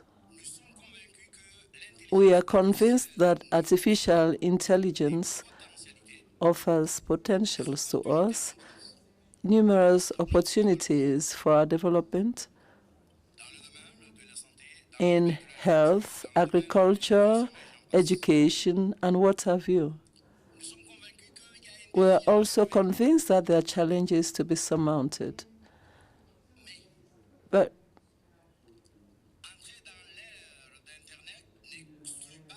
being in the internet era, we still have to ask ourselves a number of questions. And we need to be able to identify the risks and dangers of artificial intelligence.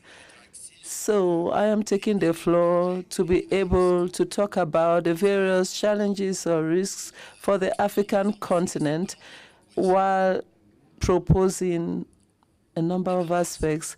Ladies and gentlemen, we are in a continent where most of our people don't have access to the internet. That implies that we have a digital divide. Whereas being connected to the internet is a vector or is the way to the artificial intelligence route, I would like to recommend our leaders to all ensure that there be a reduction of this digital divide so that all African children would have access to artificial intelligence. The next point is that when we take a keener look, we would see that there is also a mismatch between the urban and the rural worlds with regard to connection or connectivity. Would artificial intelligence not favor the urban areas more than the rural areas? It is just a question, and that is why, ladies and gentlemen, I think we need to be able to ensure that AI extends to the rural world so that they would have more access and see more in the artificial intelligence world. Almost all the speakers mentioned the crucial matter of the negligence of the African languages. That means that AI is not adapted to the African languages. Many of the MPs have mentioned that, and the speakers brought clarification to that point. I would equally like to request our leaders, beginning from this assembly, to ensure that our languages are considered and are used in the artificial intelligence landscape. The next challenge or danger is that talking about artificial intelligence is synonymous to talking about technology. Unfortunately, the African continent is importing AI technology from the US, from China, and from Europe. That means we may not have local control. That's why we would be technologically dependent on them. It is time for us to reduce this level of dependence and do what is best in our power to step up our technological level. The speakers also spoke about the lack of sovereignty, and I just agree with them, because it is obvious that almost all the data from the African continent is exploited by companies that are abroad, and that is where we question where our sovereignty lies. So there is absence of sovereignty. It is high time we surmounted this challenge, because if we leave everything open, they would exploit our data in their favor and at the detriment of our continent. I would also like to focus on the use of the internet in our countries. I would like to call this the inadapted use of the internet. It is possible that in some regions or in some countries where there are authoritarian regimes, the artificial intelligence can be used to monitor citizens. It is a possibility, so we would like to recommend that AI would not be used for unorthodox purposes. My next point has to do with misinformation. We are certainly aware that AI is used in some sectors or in some countries throughout the continent to spread false or fake information, which sometimes could compromise the political life of countries and the social fabric of such countries. So we need to ensure that this situation is brought under check.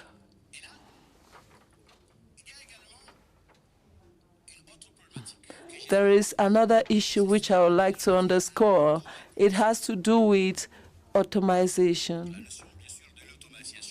We are talking here about AI being a risk in that we could lose many jobs which would be AI automated now. And we are in a continent where we have a high unemployment rate. And let's not forget that in the domain of education, we need thousands of teachers. So will AI not come to contribute in reducing our teaching staff and compromising our education? It is a question I am asking. Similarly, there is the observation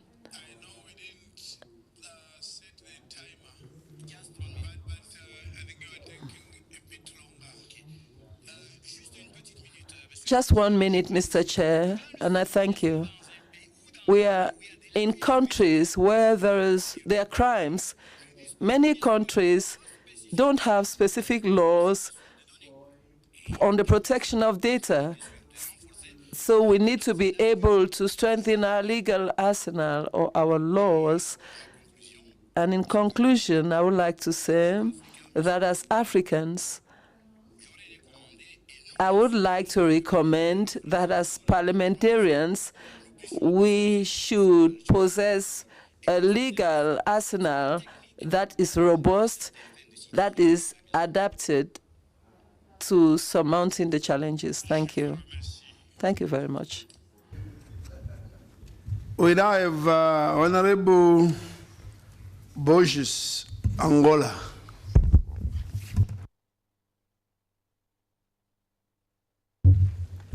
Muito obrigada. Thank you very much, Mr. President. First of all, I would like to commend the panelists and presenters for the summaries that we had. Those were very coherent informations. They open our minds to artificial intelligence. They also, the panelists mentioned that Africa is far behind in the use of artificial intelligence when compared to other countries. Yes, Excellency, English is on. Portuguese into English is on and available on Channel 1.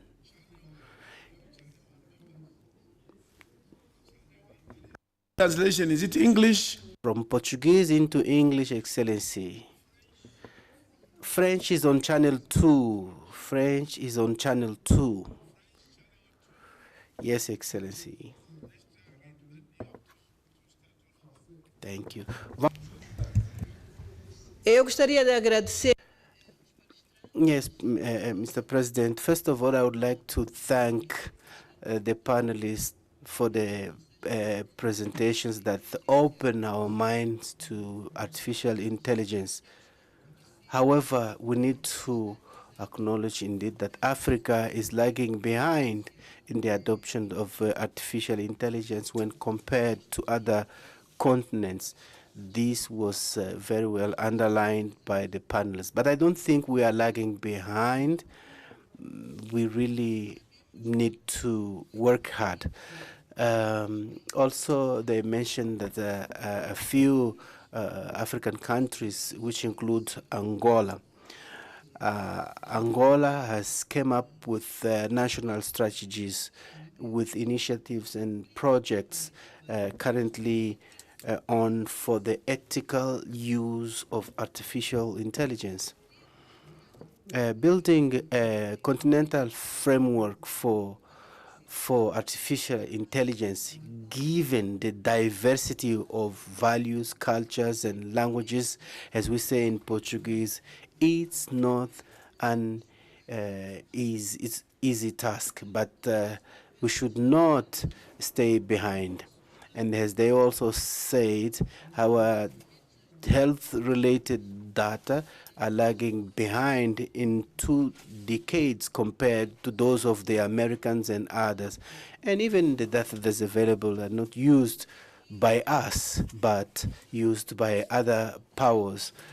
I would also like to pose some questions for us to have it food for thought in order to interact with artificial intelligence and with the support of the project that we are talking about on artificial intelligence. How can we ensure a continental legal framework that will take into account the differences, realities in each one of the member states? How can you assist in addressing this question? Which sustainable funding mechanisms that we can come up with in order to support the national implementation of the continental framework, bearing in mind that currently there are many countries facing major challenges when it comes to budgets. How are we going to harmonize the national legislations on data protection? Because some of the countries already have approved their regulations in that regard. And how are we going to harmonize it with the Malabo Conventions and with the continental framework? How are we going to make sure that all these frameworks are going to be adopted for an artificial intelligence that in Africa is well centered in the citizens and the African values?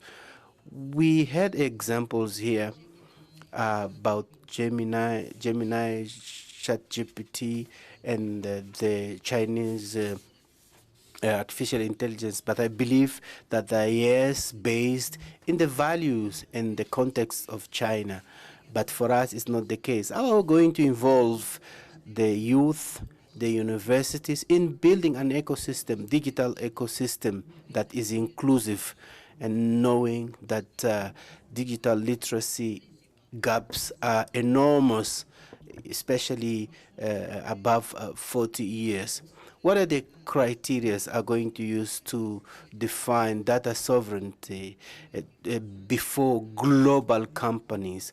Because we were told here, knowing that our data is possessed by other companies outside the country. How are we going the continent? How are we going to make sure that data collected from health, education, agriculture is going to benefit the African citizens with priority? They are used by our partners in analyzing our soils, our health, and vaccine production, to which we don't even have access. In this regard, it's important that these issues are in our mind constantly.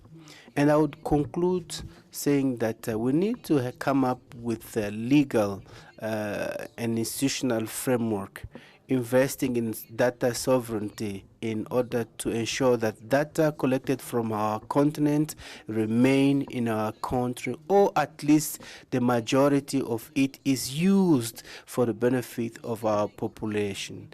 Investing in capacity building and education. And we heard how is the position of Africa when it comes to digitalization and artificial intelligence. We need a responsible innovation, not just innovating for the sake of it. We need to bear in mind our principles, our values, and the diversity of our maternal languages. Having said all that, there's a need to monitor and evaluate. We need to think about a continental observatory on artificial intelligence. These, dear members, are the questions I think we need to reflect on when we move on adopting artificial intelligence. Thank you. Thank you, Muntu. Obrigado. Honorable Tafanana Jou, Zimbabwe.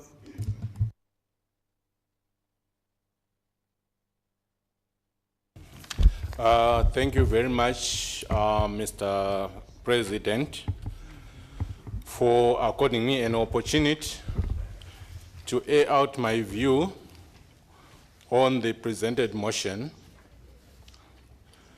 Mr. President, AI adoption, notwithstanding the risk associated with the adoption of AI, Africa cannot afford to be left behind in the revolution, Mr. President.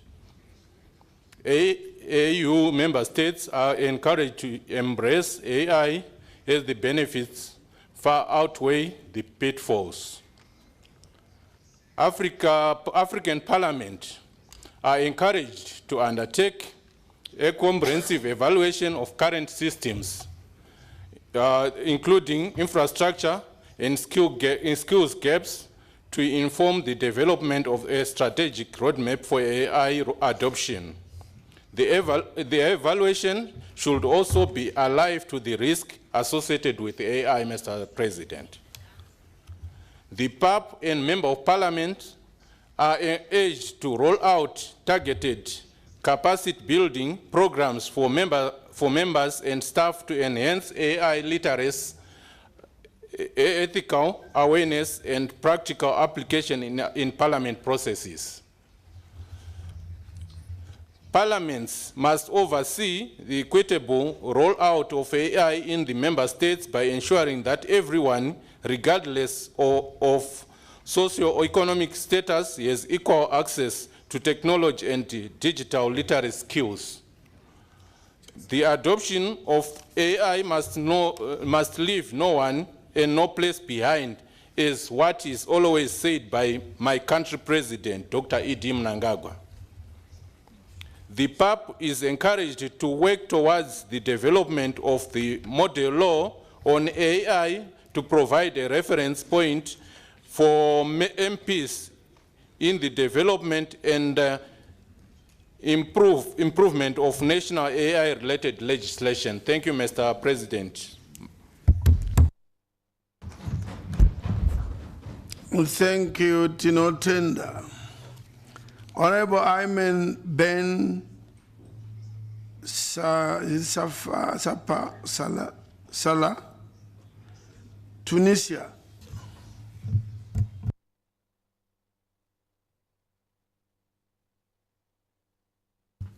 شكرا سيد الرئيس. زميلاتي زملائي، في مثل هذا اليوم من سنة 1957 أعلن المجلس القومي التأسيسي في تونس عن إلغاء النظام الملكي وتأسيس أول جمهورية في تاريخ تونس، واليوم نحتفل بالذكرى 68 لإعلان الجمهورية التونسية. فاسمحوا لي زميلاتي وزملائي أن أهنئ. I would like to. Is it audible now? Is it audible now? Yes. Is it audible now? Am I audible? Channel 1, please. Channel 1. Channel 1. You can hear? Channel 1. Hello. Okay. Thank you, sir. Shukran jazilan. Thank you very much. In this day, in 1957, the National Constitution, or Constitutional Council, announced the dissolution of the royal system and the establishment of the first republic in Tunisia. And today, we celebrate the 61st anniversary of the establishment of the Tunisian Republic. Allow me, my colleagues, to congratulate you through PAB, all the Tunisian people who are celebrating this anniversary. In AI, the use of AI in Tunisia is in the fields of health. There is a lot of development where we use AI in reading images, X-rays, which helps in early diagnosis of cancer, and it also it completes a shortage of doctors in rural areas, and also tackling tackling disasters, and we use AI to discover disasters. And in education, Tunisia is teaching the Tunisian youth and the students in AI through a lot of specialties in AI and IT and systems and media communication, and there is master's degree on AI and IT, and also communication and media, masters in data, masters in AI and applications. And among all the schools and universities that teach this specialty, there is the National School for AI and the Higher Education for Media Studies. And I would like to appreciate the MP the PAP member from Comoro Island who studied in the same institution. So meaning that even institutions in private sector are specialized in this. So they produce in every year 8,500 engineers who are graduated every year. And this is an honor for Tunisia. However, this honor is faced with effort to overcome challenges, even at level of Africa. Today, Mr. Chair, to use AI, we have to have data. We have to have data, and this data is missing. Unfortunately, our data, we don't have exactly the exact number of population. We don't have the identities of population, and this is what I have heard from the proceedings. The civil service. Every newborn must be known by all Africans. This newborn who is added to the population in Tunisia or Niger or Zimbabwe in South Africa, this must be known in a database, a comprehensive database which concludes all this. And as we talk about EU, this is what the EU has. Can we have this something similar of this data? Can we use the potential that we have, so that you can be able to avail these things to our generations? Many of the African youths don't have access to the internet, no electricity, let alone talking about the youth who cannot go to school, given the crisis, the conflicts that are going on. So all this, among others, is funding. The rising institutions are lacking funding. So this is what pushed our youth to migration out of the continent. Instead of our youth benefiting our continent, they benefit other continents like Europe and America, and they are leaders in international institutions. Despite the lack of funding, we find that the African youth are leaders in other institutions out of the continent. The infrastructure, the AI infrastructure, is what the youth are looking for. So we, as legislators, have to find the legal framework that is appropriate, because use of data, there is a moral aspect into it. We publish everything that we find in social media, and we publish where we are every day, and this data can be used by AI. I would like to draw your attention, my colleagues, that we have to interact seriously with this matter, because this is what leads us in development in our beloved continent, Africa. Thank you. address. I give the floor to Honorable Awatef Sheniti, Tunisia.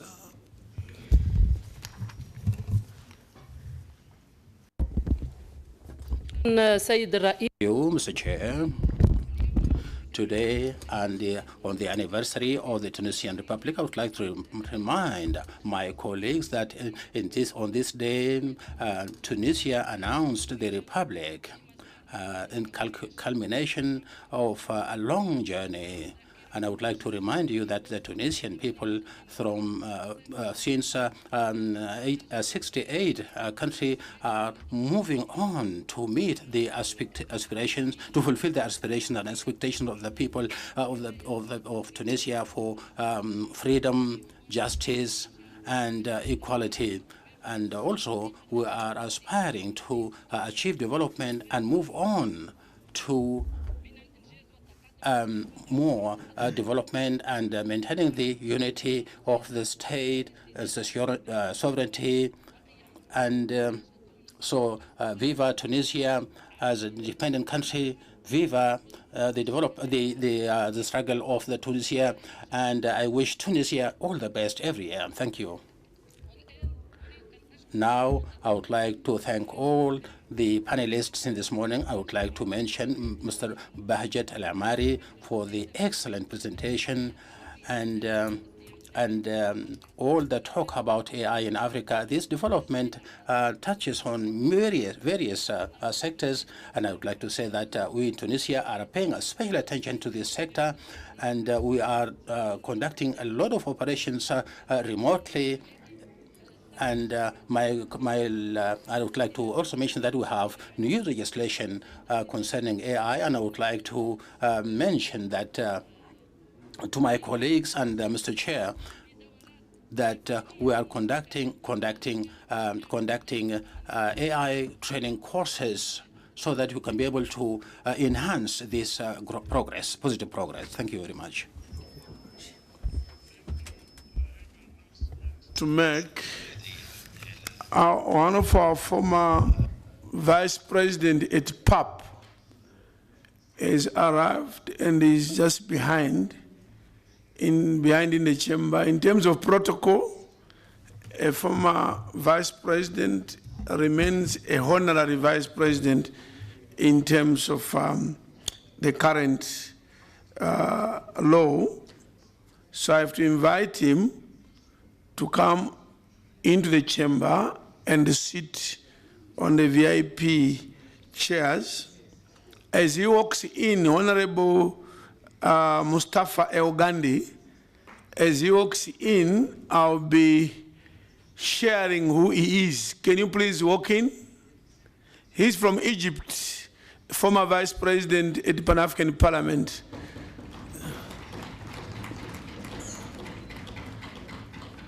Take a seat. Just a brief about him. He was a member of PAP since 2005 to 20 what, Gandhi? 2005 to what?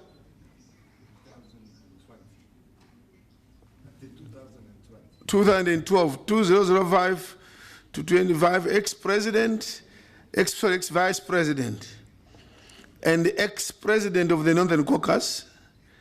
Those who know him, he's a real Pan-African, a man who believes in Africa and its children, a man of principle and ethics that never change, a brother who stood firmly with the rotation principle. He fought for rotation in this parliament, and until we achieved it. And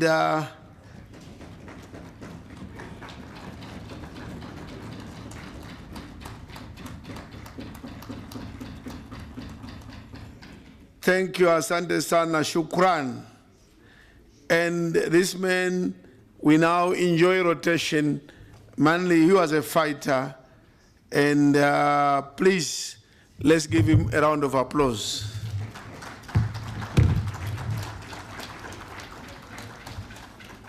Thank you. I now call upon Honorable Yoba Baude of Senegal.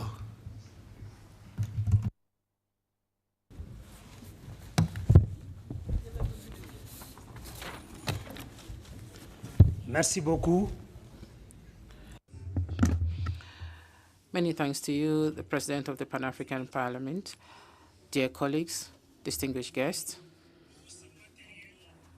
Looking at all the material and the tools that we are using, we could say that Africa is at the center of the digital revolution. Africa is at a turning point in its history with a young and dynamic population and a rapid adoption of digital technology. We have a unique potential for us to leapfrog into our future thanks to digitization, artificial intelligence, data sovereignty, and digital responsible innovation are not just bare words. These are the pillars of a prosperous and autonomous Africa. Dear colleagues, honorable members of parliament, our common challenge is to build a robust continental framework that will enable us to make the best out of these opportunities while protecting our values and our interests. The driving force. AI is not an abstract tool. It is a tool that is going to help us in our reality. AI is going to help our farmers to maximize harvest, especially in the face of climate change.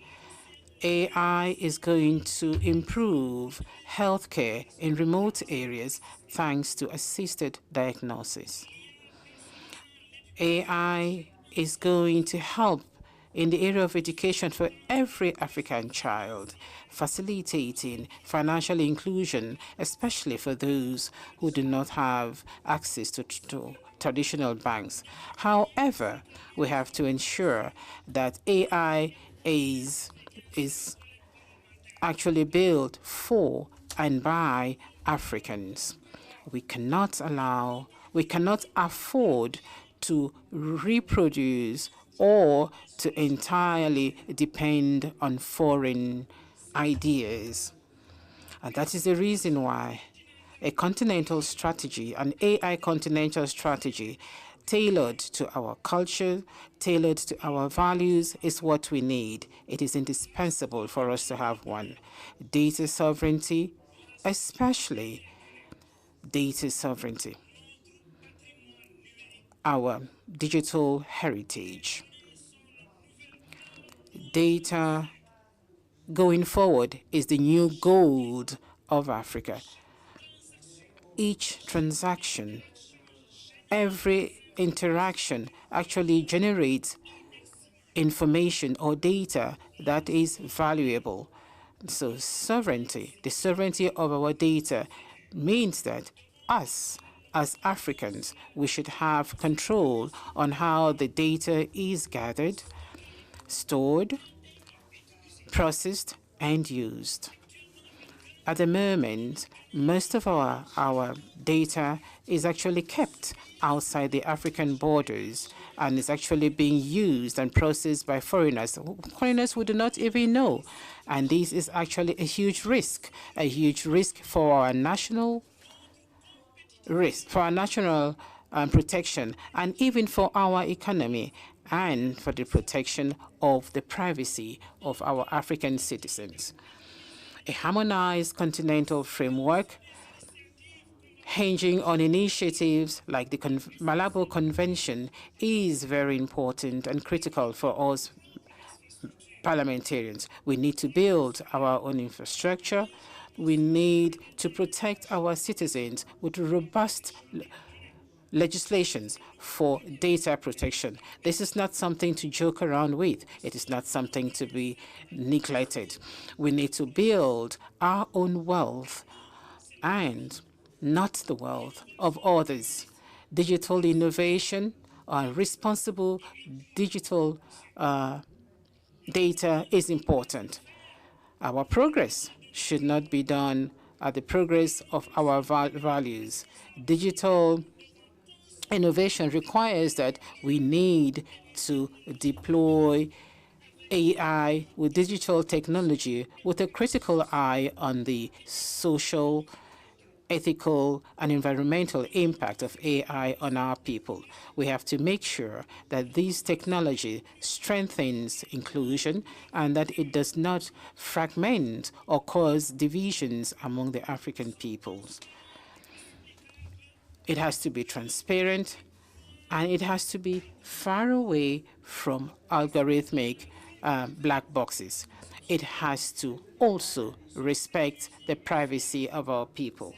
It has to be reliable. So this is the call to action for us, leaders, our sector, our private sector, the civil sector, working together hand in hand to ensure that digital innovation in Africa should translate into progress, justice, and respect for our diversities. The African Digital Alliance is a roadmap for this ambition. In conclusion, Mr. Speaker, Mr. Chairperson, together we have to build the digital world for Africa. The time has come for us to take action.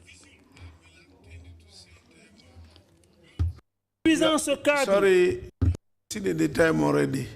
En construisant ce cadre, in building this continental framework on AI, the continental framework, the sovereignty. Nous n'avons pas que réagir aux défis. Nous faisons order, point of order, please. Point of order, please. Point of order, please. Can you stand up? Can you stand up again? Can you rise? Yes. You know what you do? When the president says time up, you stop talking. Don't continue to oppose me and you. We are like competing. It is a bit out of the courtesy of a no. Continue, baby. Sit down, and then you should have stopped and said, "Please, I request for 1 minute." But you wanted to just go on without requesting an extra minute. That's the problem. So you can take your seat. No problem. It's part of learning. Honorable Amina Ali Idris Chad.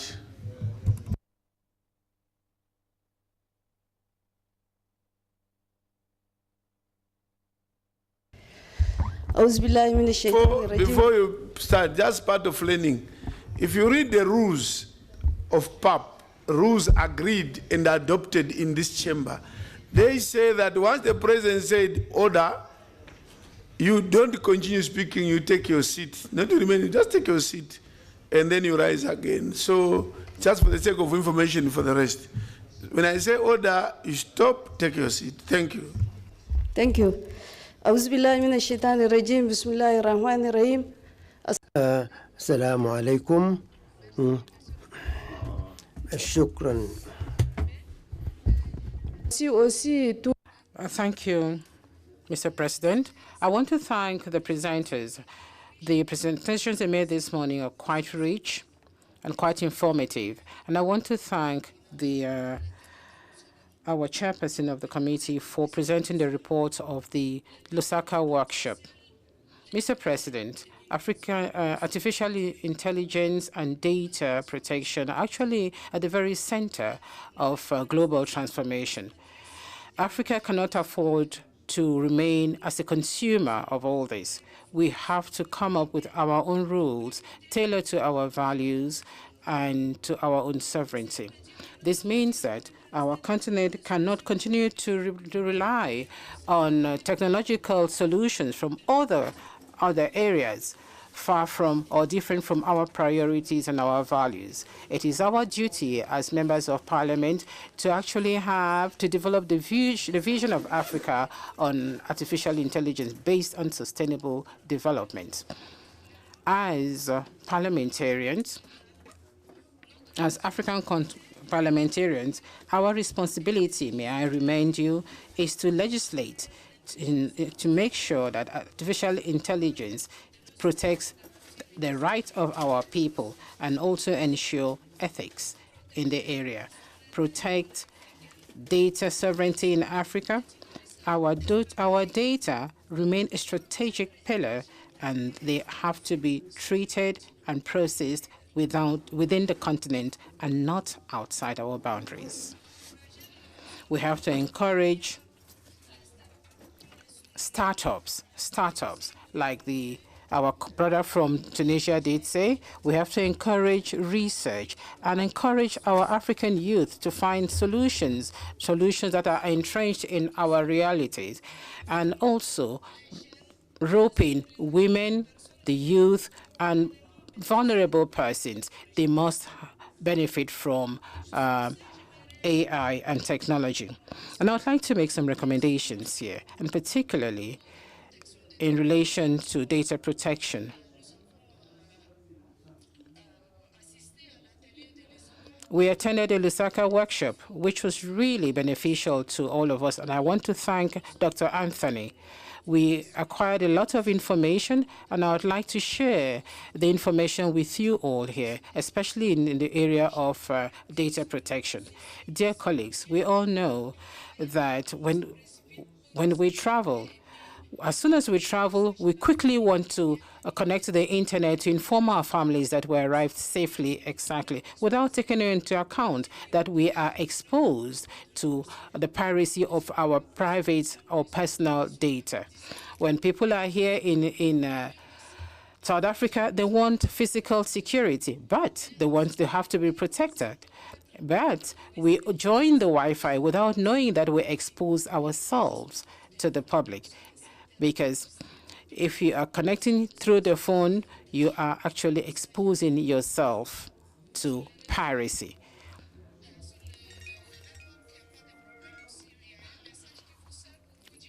If you receive a message that the network is not safe, it's not secured, then you must know that you are at risk. Even when you charge your phone, you are also exposing yourself, you're vulnerable to risk. So this is what I thought I should share with you. Now, as far as recommendations are concerned, I would like to talk about the Malabo Convention, which many people mentioned here, on cybersecurity and data protection. We have to ensure that we have an African continental framework on artificial intelligence, and also get Africans, made for Africans and by Africans.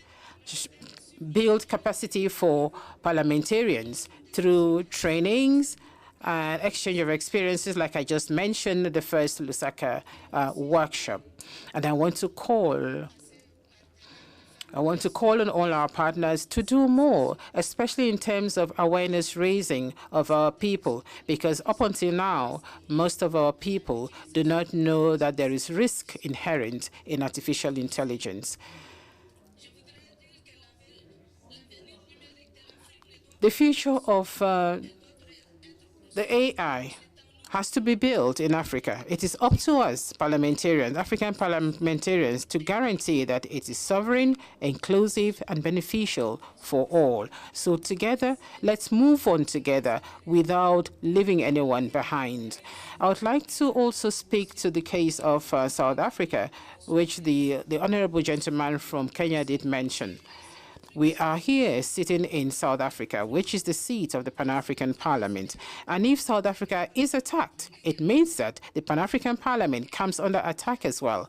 And it is the continent that is under attack. So I want to support the idea that together we should support and even go beyond, that is, defend our interests. Let's support South Africa, especially in every domain possible. On this note, I want to support Honorable Danso. Concerning the workshop I mentioned, I want to call on the Pan-African Parliament to organize more workshops of that kind for all of us. I thank you, Mr. President.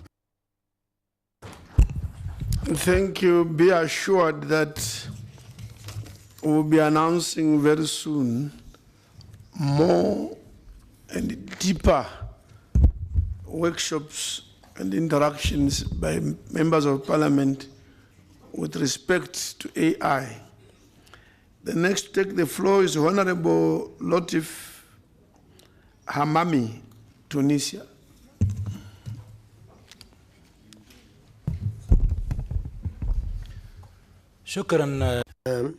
Thank you, Chair. First of all, I would like to remind you that today it is the 68th anniversary of the Republic of Tunis, and I would like to express my congratulations for Mr. Kais Saied, the President, and the members of the Cabinet, and all the Tunisians for this anniversary. Mr. Chair, the digital innovation is very important in Africa because we have the use of the cell phone and we have a lot of challenges, and then it will be difficult to use artificial intelligence, and we have a number of use for digital use in Africa. First of all, we have to use remote medication and to use the internet, which will reduce visiting the hospitals, and also to use the applications so as to control the diseases and to have the data, health data, and to have research through the messages to send it to the patient to receive the medicines, and to manage the medical records, as well as to digitalize the data so as to be easy to have the access to the files. So we have some problem in Africa because we lack the infrastructure in Africa for the internet and communication in certain areas in Africa, and then we have the problem of several security. And also some of the people in the health field, they don't have the skills to use these technologies in Africa. And also sometimes also we have a problem of finance. Sometimes we feel the finance. So in conclusion, despite of these difficulties, the digital innovation and artificial intelligence is very important to use it for the healthcare so as to provide and to support the sustainable development. Thank you. Thank you very much. Honorable Safia Jibril of Djibouti. Assalamu alaikum wa rahmatullahi wa barakatuh à toutes et à tous. Thank you, Mr. President, for giving me the floor. For starters, I would like to thank and commend all the speakers, the presenters who took the floor here to make a presentation on artificial intelligence. My concerns have already been covered by my colleagues, but I just want to share a small experience with you, if you do allow me, Mr. President. Firstly, I would want to say that in Djibouti, we have put in place a digital ministry in 2021. This ministry on digitization was actually established to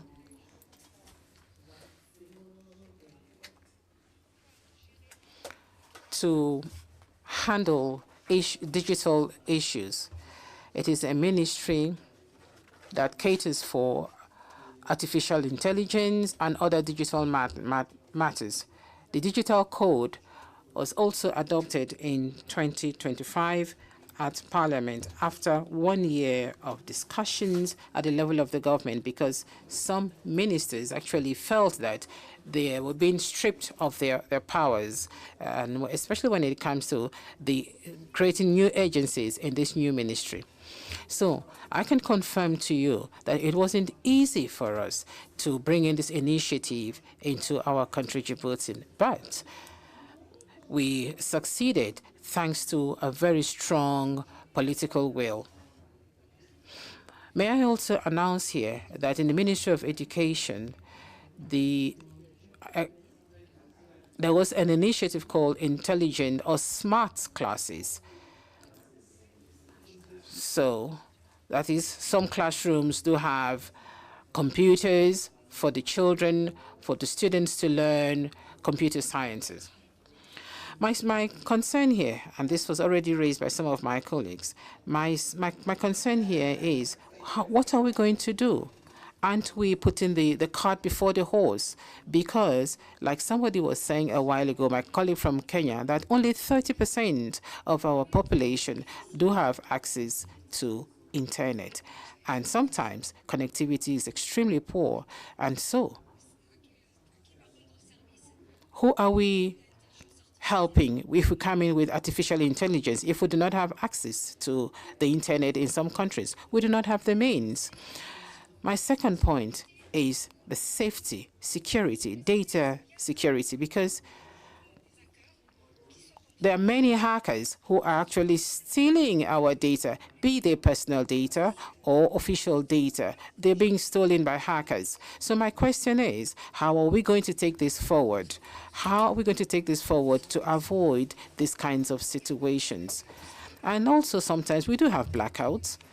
We do have hackers actually cause blackouts, digital blackout in our countries. And this is extremely serious. So don't you think that Africa should first of all think about, our dear Africa should first of all think about installing internet, securing internet before we step into artificial intelligence? Because as you all know, when you look at if you look at the many applications, you can see that even people are being made, faces are being made, voices are being made to talk on behalf of other people. And so we have to reflect on this matter very seriously. Thank you, Mr. President. Thank you, Shukran. Next to take the floor is Honorable Kumbi Lomu Bedo, Ethiopia.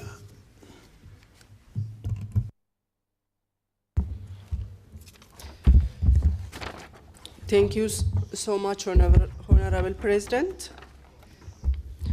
Thank you, dear colleagues. First, I would like to thank all presenters, in particular my sister, Dr. Baja, for her outstanding presentation. I would like to thank her. And the topic is very important for us, and such topics must proceed in next session also. Having said this, today we are in a big, we are discussing in a big agenda. Artificial intelligence is a very crucial issue. We can't avoid it, and it is not a choice. So we have to work the necessary workers to compete and to overcome the challenges regarding with this. My question is raised by my colleagues. I wanted to just say some few issues.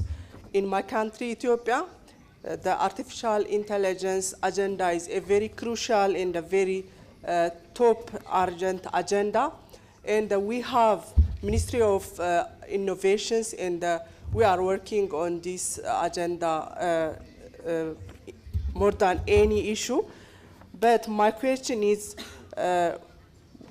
what is the role of the parliamentarians, especially as a PAP, to overcome the challenges regarding to the resource, the professionals, the institutions, and the other challenges? What would be our role to change such phenomena? And what is the role of parliamentarians to ensure responsibilities and accountabilities in the process of this issue? Thank you so much. Thank you very much. Unless there is a member who says they submitted request to speak and we omitted them out, otherwise she's the last on the list. Sometimes when we finish, someone says, oh, but I registered. Anyone who registered, then their name has not been called out. I see, you are now registering, of course, not that you registered. So Honorable Mohammed Mustafa of Djibouti. The paper is just arriving. We'll have a special dispensation and allow you to take the floor. Merci, Monsieur le Président. Thank you, Mr. President, honorable colleagues, ladies and gentlemen. First of all, your submission should arrive here. You don't waive it from the floor. We don't have such a procedure. If you have to make sure the paper comes over here, thank you, or raise your hand. Send your paper here. It has to come to the front. Ushers, please, can you see who is raising their piece of paper? It's better you attend to them, but not to allow people to raise their hands from the floor. So, proceed. thank you, Mr. President. Thank you for giving me the floor. Honorable colleagues, ladies and gentlemen,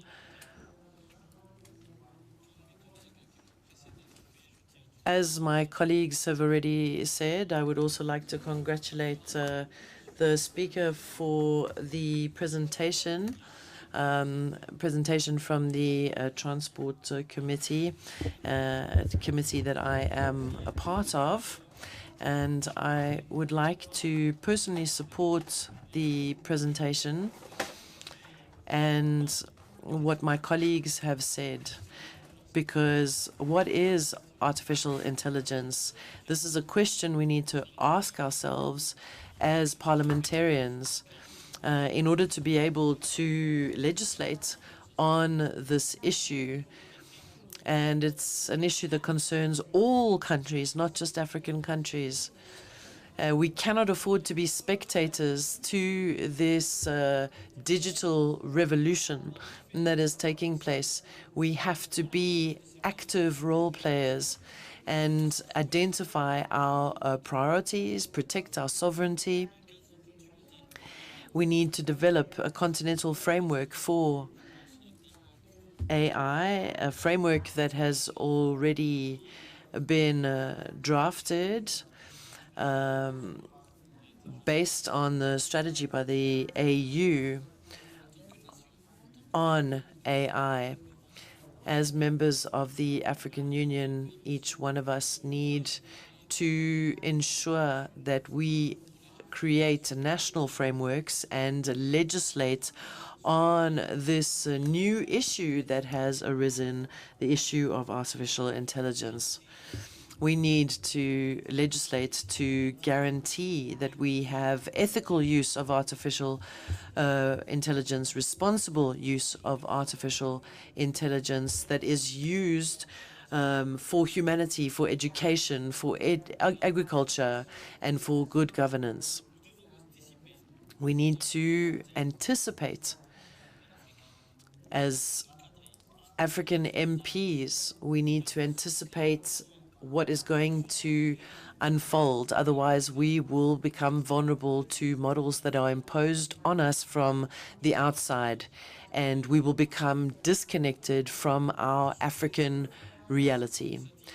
So I support this initiative, and I call on all parliamentarians to ensure a close cooperation between all African parliaments so that we are able to get this framework off the ground.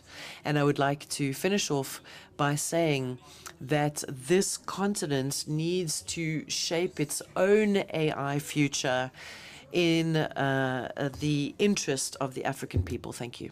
I'm just receiving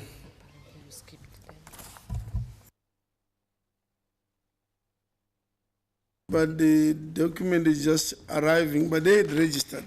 I think yesterday, the names are typed, and 1, 2, 3, 4, 5, and I call out the names.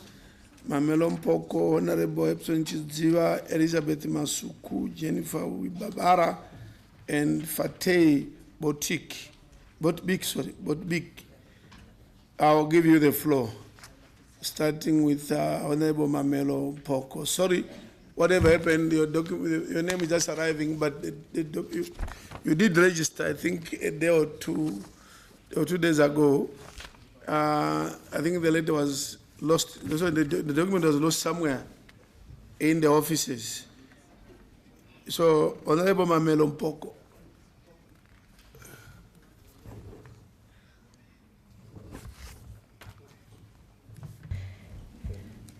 Thank you, Mr. President. I stand here hoping that what we are discussing or debating on today will not be just a talk or a debate.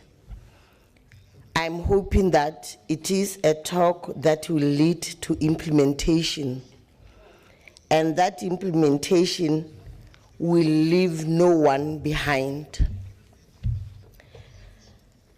I am very, very excited, yet a little bit overwhelmed with all this information. Living in Africa now, there are so many things happening, and I'm asking myself, how are we going to manage this? How are we going to manage all data? How are we going to collect the data? And how are we going to protect the data?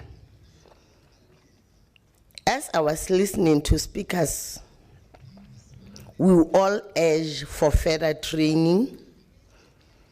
We all urge for collaborations and agreements between countries, maybe between regions, so that we are able to do proper controls. I understand that artificial intelligence, sovereignty, and responsibility have many aspects that must be understood. An understanding of the intersections between technology, law, ethics, culture, and economy. I urge leaders that no stone should be left unturned, because if we do, Africa will be in fire. I was fortunate, I think, to be part of the Lusaka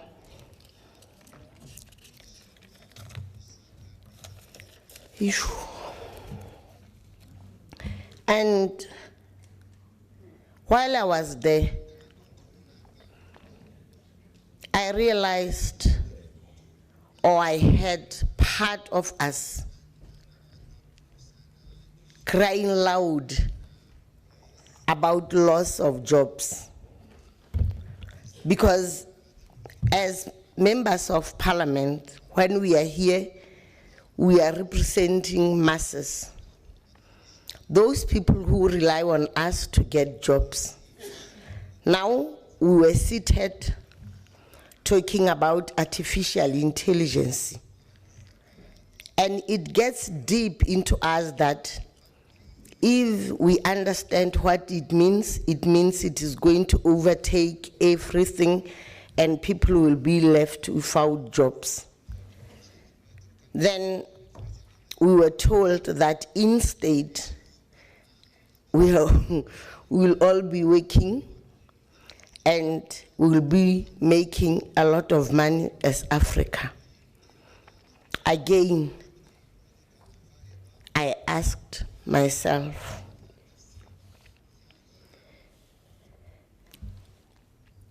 Africa will be making a lot of money if everything is implemented well. We are talking about Africa. We are talking about the country that has been exploited, natural resources gone, and I'm saying, what are we going to do as local people? Each and every country must have a way to protect data so that data goes out and used for the benefit of that country or of that region. Then we are talking about localizing our data, that citizens must be stored within the original country, that is data generated must be stored within the original country. Then we are saying, what does this mean? It means we must, as countries in Africa, invest in local infrastructure to ensure compliance, establish data centers within specific jurisdictions. And how are we going to deal with advancement of artificial intelligence technologies? Because evolution is just too fast. Everything is going to happen too fast. Are we ready? But I am 100% sure that Africans can be ready. I think one of the things that takes me deep is our culture. How are we going to protect our culture? We have different cultures, and data privacy is perceived and managed when it comes to sensitive information. Will that happen? I'm also saying that will only happen if Africans can stand together and protect data and protect the rights of individuals and make sure that things are transparent. How are we going to do it? Hence, I'm very much interested and happy that people talked about collaborations of regions, collaborations of countries, and coming up with memorandums of understanding. I would talk the whole day, Mr. President, but I'm saying thank you very much. Thank you very much, Riaboa. Honorable Epmo Chidziwa, Zimbabwe. Thank you, Mr. President, for the opportunity to add my voice on the issue of artificial intelligence. For me, Mr. President, it is time to invest in AI education and research to build a skilled workforce and foster innovation, to develop AI infrastructure, to support AI development and deployment, promote AI development in various sectors to drive economic growth and improve lives, establish AI governance frameworks that are aligned with African values, priorities, and regulatory requirements. Then prioritize inclusivity and accessibility to benefit all segments of society, especially the marginalized communities. We also have the key areas that we have to focus on, especially on our culture and language. Firstly, where are we with the standardization and documentation of our traditional medicine practices for us to be able to facilitate integration into AI system? Data collection and validation, collaboration with the traditional healers, development of AI-powered platforms for ease utilization of the information, incorporation of local knowledge to promote cultural sensitivity and ensure traditional medicine practices are respected and valued. We must also push for all language documentation using AI tools, language learning platforms to be in place to promote linguistic and diversity, preserve cultural heritage, and ensure we have digital storytelling platforms to preserve African history and cultural narratives. If Africa embraces AI in a cultural sensitive way, Africa can harness its potential to promote cultural diversity and preserve heritage and drive innovation. Mr. President, Zimbabwe has taken several steps to embrace artificial intelligence and leverage its potential for economic growth and development. Key initiatives in Zimbabwe are there is now a national AI policy framework that has been completed, multi-stakeholder AI committee that has been set as an advisory body, investment in AI localization, developing solutions that address specific Zimbabwe challenges, partnership with collaboration with the global tech giants, Google Cloud and Anthropic.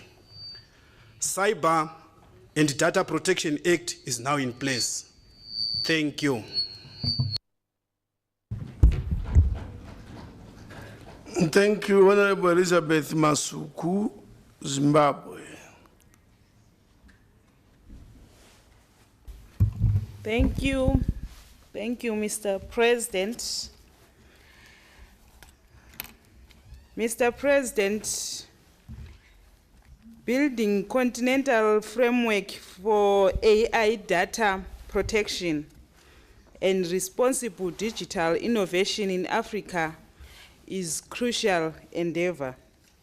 Such a framework would help to ensure that Africa's digital future is shaped by its own values, priorities, and governance structures. As Pan-African Parliament, we must prioritize data protection, establishing clear principles and policies for the collection, storage, and use of African data, ensuring that Africans have control over their own data. We should develop guidelines, regulations for the development and deployment of AI technologies in Africa, prioritizing transparency, accountability, and human rights. Responsible digital innovation, fostering innovation that addresses Africa's specific challenges, such as healthcare, education, and economic development, while minimizing risk and negative consequences, as what our presenter said. Mr. President, in Zimbabwe, the Ministry of Information, Communication Technology, Postal and Courier Services is currently rolling out distribution of computers to schools in remote areas, as well as internet accessibility. Recently, the government of Zimbabwe issued a license of Starlink to fully operate in the country. This has introduced fast-speed internet, which will also be rolled out to academic and business institutions, among other users. Mr. President, Parliament must oversee the equitable rollout of AI in member states by ensuring that everyone, regardless of location or socio-economic status, has equal access to technology and digital literacy skills. The adoption of AI must leave no one and no place behind. Mr. President, the AU Pan-African Parliament could play a key role in developing and implementing AI in the continent for the best of our Africa. Let's speak with one voice as Africa. I thank you.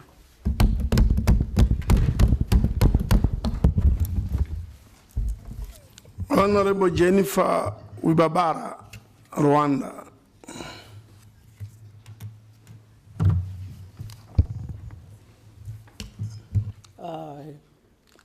Your Excellency, I stand on the all protocols established.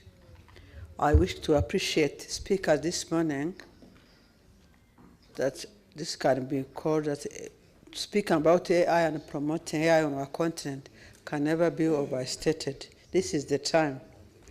Mr. President, with the AI strategy, I believe African Union should require member states to align their national plans accordingly. Also, that requires investment in human capital, beginning with the AU organs and PAP. I think we should start an online training for top African leaders and policy makers so that we can become champions of AI and we can walk the talk to be able to spearhead the AI transformation on the continent. Otherwise, it would remain theory, it would remain just statements and people talking about it without really understand what it means. Also, I think integrating AI and data science in education should also be made a priority. Mr. President, this also should do, AI should not be just a concept. It should prioritize local problems and solutions. To add my humble example of my country, Rwanda, the country has adopted a national AI policy which emphasized AI literacy, infrastructure, data strategy, public and private sector adoption. And on a practical note, Rwanda has launched what we call Digital Ambassador Program that tackles Rwanda's digital skills gap. This is a program that engages youth literate in AI that they deploy across the country to deliver digital skills at the community level. They train citizens to access and use digital platforms.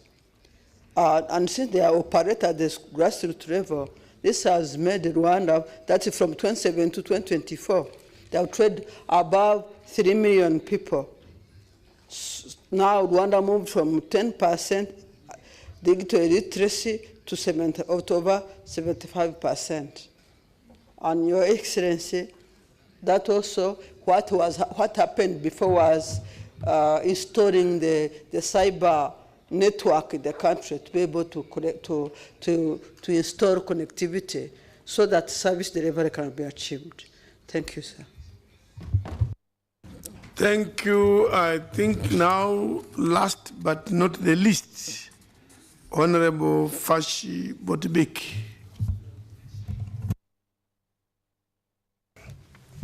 شكرا السيد الرئيس. Thank you, Mr. Chair.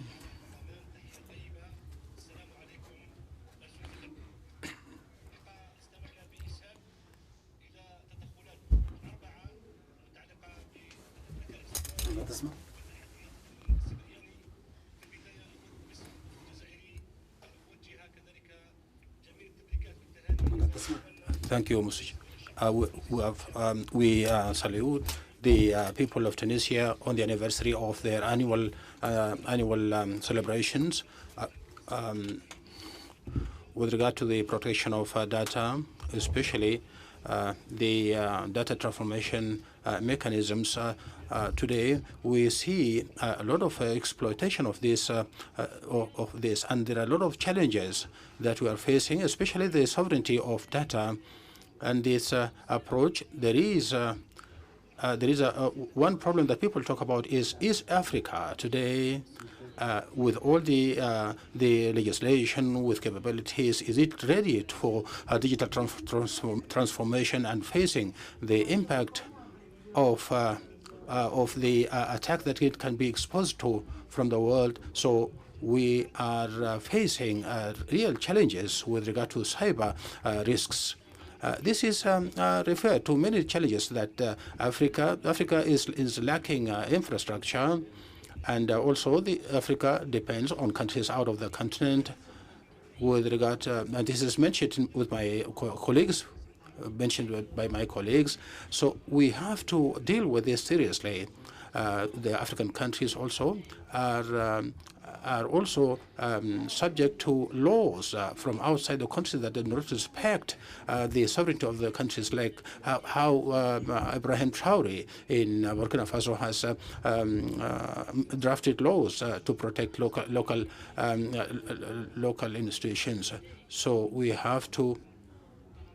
So there are so many other legal frameworks that are required, and there is a divide between countries. So all these problems make African countries the recipient of this technology from outside the country. So and it also undermines our possibility, our capabilities of having something of our own.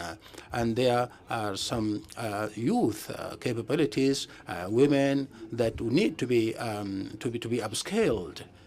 And we have to have local creativity, which all means that we have to have our own institutions of training. So we need to protect our local data networks. So here we have to have local legislation, African legislation, and taking our specificities of our countries into account. And also we need to invest in the infrastructure, and we have to have a reliable database and to establish companies that support AI, and also to enhance regional and continental cooperation in this regard. And we have to make use of each other's expertise. And I would like to tell you the approach of Algeria. We in Algeria, in recent times, we have drafted laws. The law 18.07 that has to do with the international, how to deal with AI within interaction with international institutions. So this is because of the risks, the cyber risks that Algeria is facing. So we have a number of laws that have been enacted to protect individuals, and also establishment of higher institution, and also there is a law 061 which is criminalizing all the cyber crimes, and also forging documents and so on. So another law has to do with the IT systems, and also the law determines the criteria of protection. So Algeria also, there are certain institutions that are assigned with protection of data, and this institution is affiliated with the republic, with the presidency palace. And also we have so many institutions that regulate data at personal level, and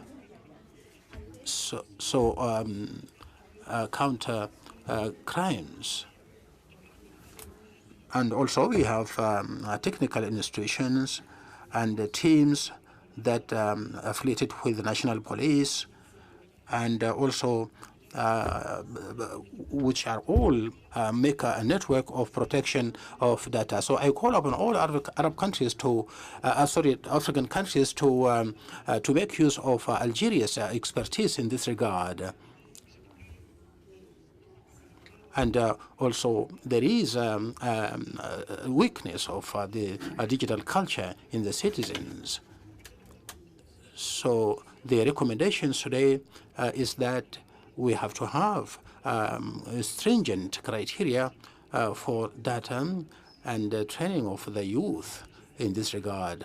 And also we have to support the emerging companies or SMEs. And I would like to tell you, my colleagues, that Algeria has 5 universities from which hundreds of youth who are specialized in technology and digital transformation. So there is also a high school for AI in the capital, Algeria. So it is open for African students also. So Algeria is leading in cyber security and data and AI and all the IT-related specializations. So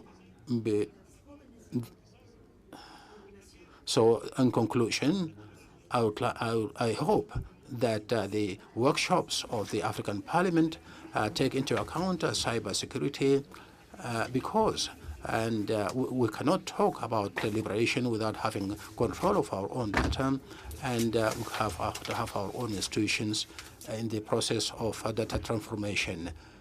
So thank you very much.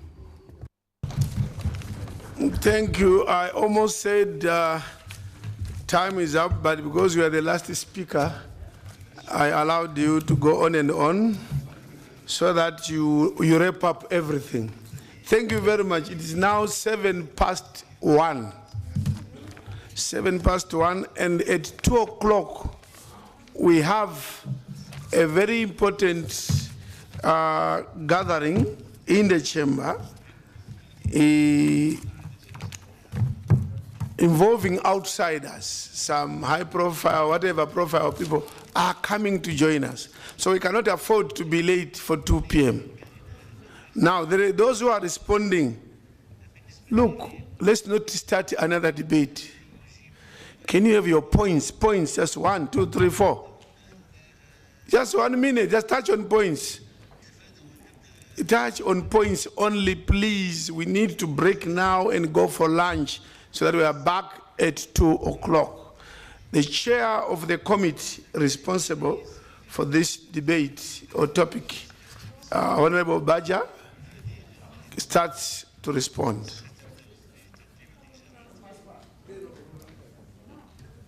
Le français ne passe pas. Sorry? Le français. French is not going through.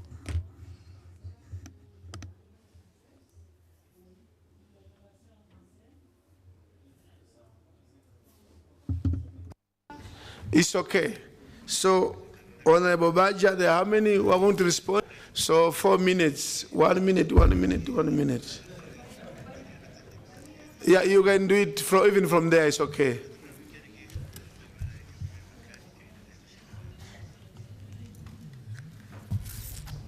Thank you, Your Excellency, for the floor. Thank you so much to give me this opportunity to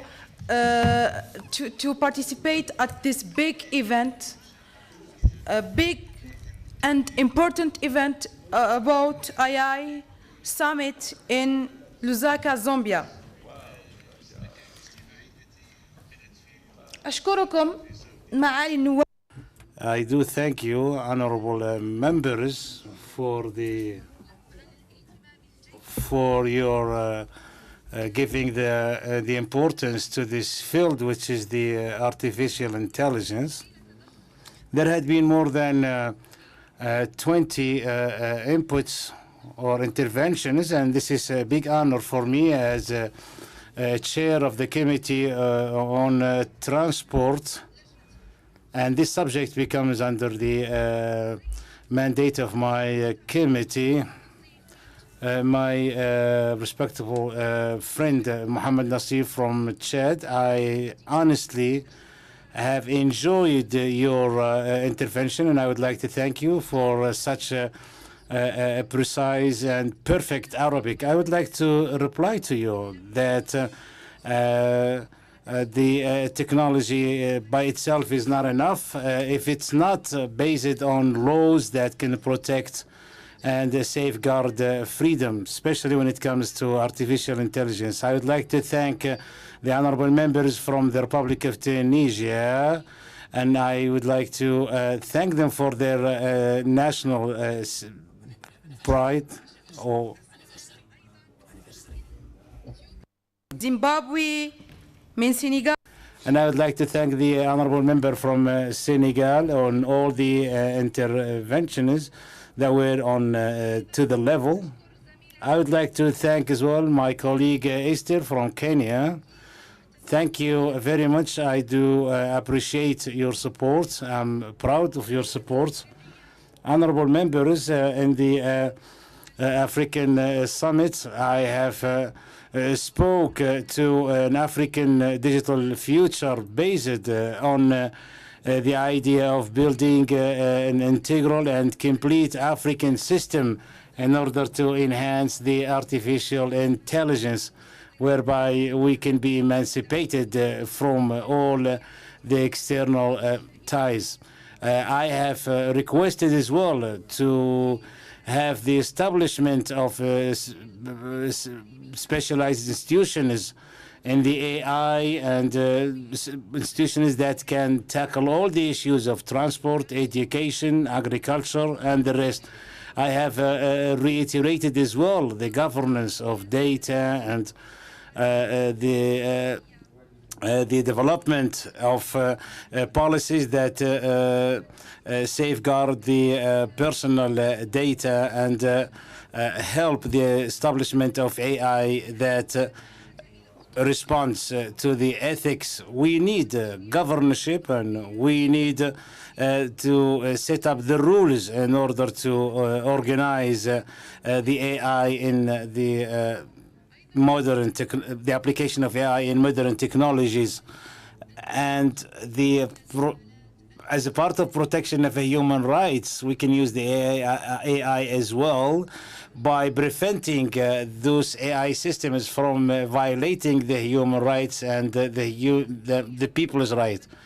I have reiterated as well the need to adopt the AI in all the fields and the investment in industry together with the continuous assessment of the applications of AI in education, health, and industry and transport. Thank you very much, Honorable Chair. This is my reply. Thank you. Shukran. Shukran. I now invite Professor Miriam van Reysen to respond. Again, 1 minute. Thank you very much, Mr. President. It was a great honor to participate and to listen to all the important interventions by the honorable members. From my side, I would just like to confirm again that the localization of data is very much possible. It is possible to have a control of the data at local level. So the decentralization as opposed to the centralization of data, it is possible, and it will make AI more relevant. So I did agree with all of the concerns that were raised on that issue, and I also believe that laws and regulations that strengthen the data autonomy, the data sovereignty, and the control over the data at whatever level is appropriate is the way forward, as many honorable members agreed as well. Thank you, Mr. President. Thank you for being brief, Professor. You are saying localization is possible. The next meeting or workshop will be how. So go and prepare for the next workshop or how do we do it? And what capacities do we need? And how is that capacity transferred to us? Go and prepare on that one. Our next will be Dr. Anthony Mveange. Thank you. Thank you, Mr. President. Thank you, honorable members of the parliament. Very hot conversation. And it's my first time to be in the room. I would imagine that this is a very enriching discussion.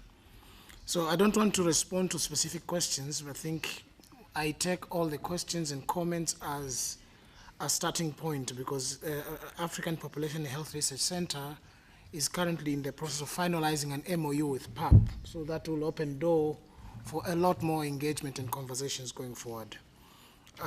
But I forgot to single out one of our major partners that we partnered with in Zambia, GSMA. I'm not sure whether they're in the room, but these were partners that we worked together to deliver the Lusaka Declaration, which I'm glad to hear that most members of parliament who were there speak so highly. Now, in terms of quickly, what are the quick responses? Number one, and I'll speak on behalf of APHRC as an organization, we are ready to train members of parliament. Honorable members of parliament, we are ready to train. And as we speak, we promised to do another round of training in September this year for the entire parliament, if members of parliament will be available. We have also committed to next year, as part of learning, to take members of parliament to China during the Mobile World Congress to expose them to AI and how AI is functioning globally. We are going to, in terms of training, also we'll focus on governance, on policy issues, and also on AI. Number two, we have committed, and once we sign the MOU with PAP, to provide technical support to PAP MPs, particularly on cybersecurity and AI frameworks. I have heard members mentioning AI frameworks, continental-wide frameworks, AI charter. We are very much aligned, and we are keen to, once we sign the MOU, institutional MOU, to explore ways in which we can support the parliament. Number three, we have started the Africa Digital Parliamentary Summit. This is not a once-off event. In collaboration with our partners GSMA, we want to make sure this is going to be an annual event that will convene parliamentarians to engage on matters, AI, and many more within our realm of influence and policy making. In terms of e-governance, we are working very closely. We are finalizing an MOU with APRM, Africa Peer Review Mechanism, and our intention is to work collaboratively with APRM, PAP, GSMA, and ourselves to ensure that the e-governance ambitions that APRM has also gets your mandate as parliamentarians, and we are already supporting that. Quickly, before I submit, Mr. President, we are also committing to share evidence and research on different areas beyond AI, because as I mentioned earlier, our organization works in many areas, and we could see collaboration with Education Committee. We are already collaborating with Health and Gender Committee. We are already collaborating with Transport and many other areas of interest, mutual interest, that we'll be able to support. And maybe on behalf of GSMA, for the benefit of members of parliament, GSMA has produced the Africa Digital Index, which really profiles the progress countries are making in terms of digital index, digitalization across different countries on the continent. I would encourage members to review that as part of the learning of the digital landscape on the continent, but also the reports lay out challenges, opportunities, and what needs to be done from the policy angle. Thank you, Mr. Chair. Mr. President, thank you. Thank you. I wish we had more time. You are talking a lot of good things. This MOU with PAP, we are ready. We are ready to sign. Because AI is the future.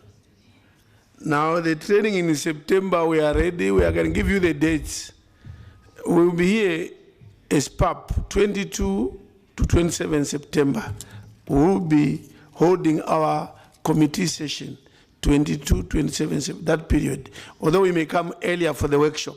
So 22 is the beginning of the committees. We may then schedule on the 20th, for example.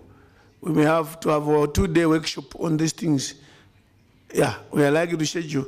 It's a 2-day workshop on AI in a deeper, more practical, localized way, September, provisionally, because we start 22, so we may do it on the Saturday 2019, around 18, 19, 20, thereabouts.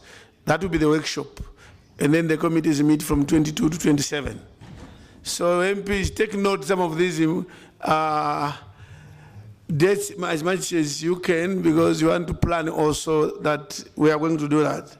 And then the training to China, again, much welcome. We'll hear from you. And the numbers, how many MPs will go to China. We are about 275, or maybe minus those out, about 230. So if you take 230 all to China, the best. That would be the best. Lastly, and this one can do 1 minute, is the AI specialist who presented earlier on, Gregory Isaacson. In 1 minute, what do you have to say after the debate?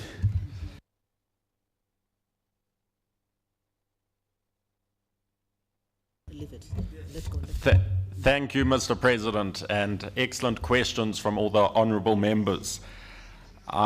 Just to touch on the concerns, the AR can do absolutely any language, human language or even computer languages. So if people are concerned that the languages, they're not going to have access to their languages, an interesting thing with AR is it actually completely removes the language barrier. The AR will be able to translate the language live.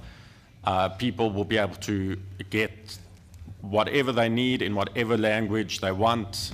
Even while I'm speaking, you can get the AR to convert my voice into any language that's required. So these AR models will be accessible to every country, every citizen, every language. There shouldn't be anyone who would not be a part of it. The other topic people were touching on was the unavailability of the internet in Africa. And the incredible, I'd say, paradigm shift now is AR can actually replace the internet. You no longer need the internet. Just the other day I was using my computer and I was running the AR on it, not connected to the internet. It was simulating the internet. So the way I was proposing we would do the farm in AR is we would actually have a computer on the actual farm, and that will hold all the information that is on the internet, plus more. It will be able to even generate more and new information. So the idea of internet being a limiting factor is actually gone. As long as you can have electricity, which is fine, we've got lots of sunlight, we can use solar, we can have the systems locally installed in an area, we can set up Wi-Fi, and they'll have internet. Another topic is new job creation. The rise of the AR is opening up opportunities for the youth to get involved at a scale they've never seen before. The AR needs people to learn how to use it. They call them prompt engineers. And the AR needs to get trained up, and the youth of today, needs to be trained up, and they need to get used to using the AR. Thank you, Mr. President and honourable members.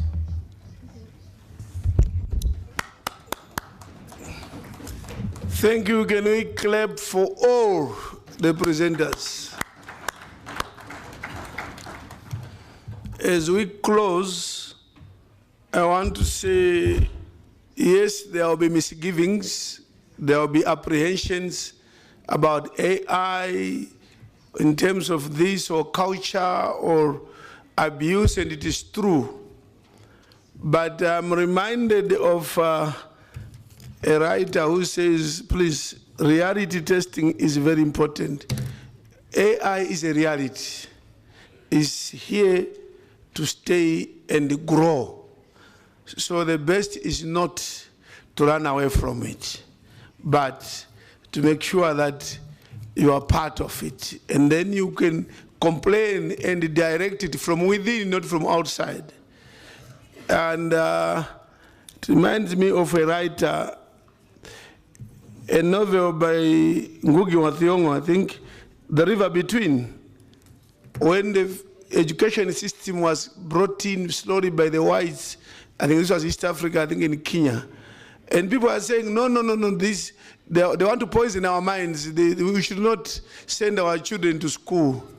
And then in that novel, someone says, look, if you want to defeat the colonizer best, go and learn his ways. Then knowing how he thinks and what he wants to do, you can defeat him. And indeed, we went to school and then liberated ourselves, speaking even their language. So AI, join it. If there's anything inside that's bad, you correct it from inside. Last 3 years, you all know, people say in change management, if you don't embrace the change will change you. So AI around you will also contextualize everything, and you just have to understand. As we adjourn for lunch, please, it's 1:27.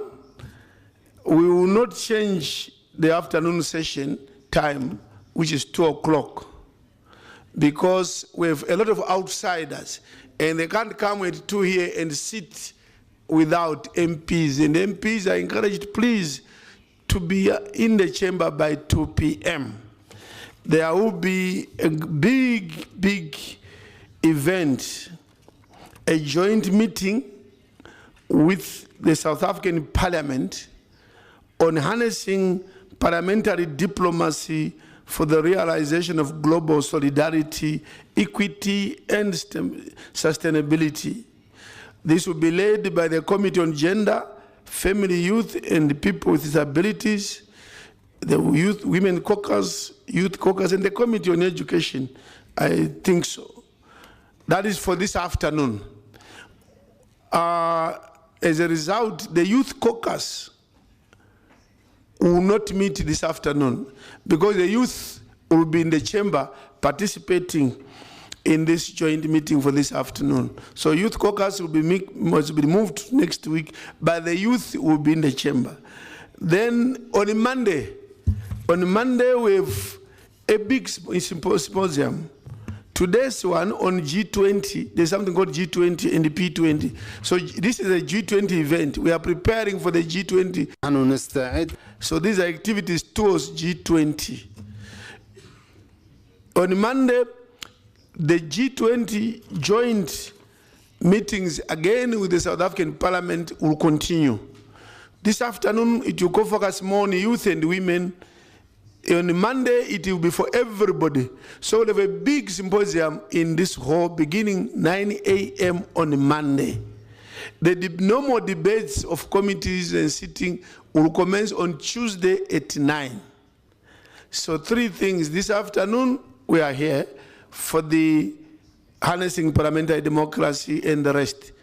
On Monday at 9, we are here the whole day to be a symposium on G20, parliamentary involvement and other.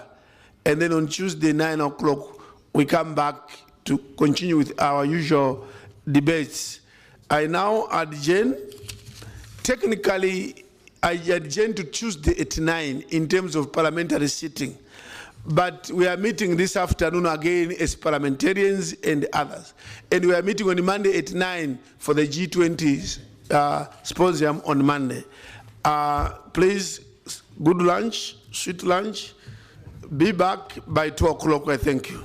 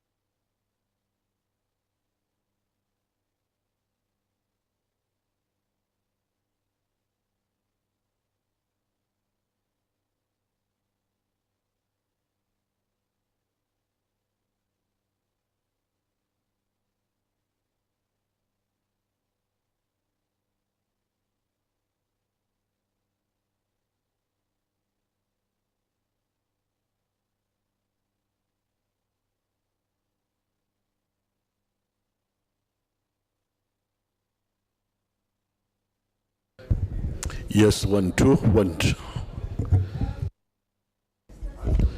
Yes, 1 2.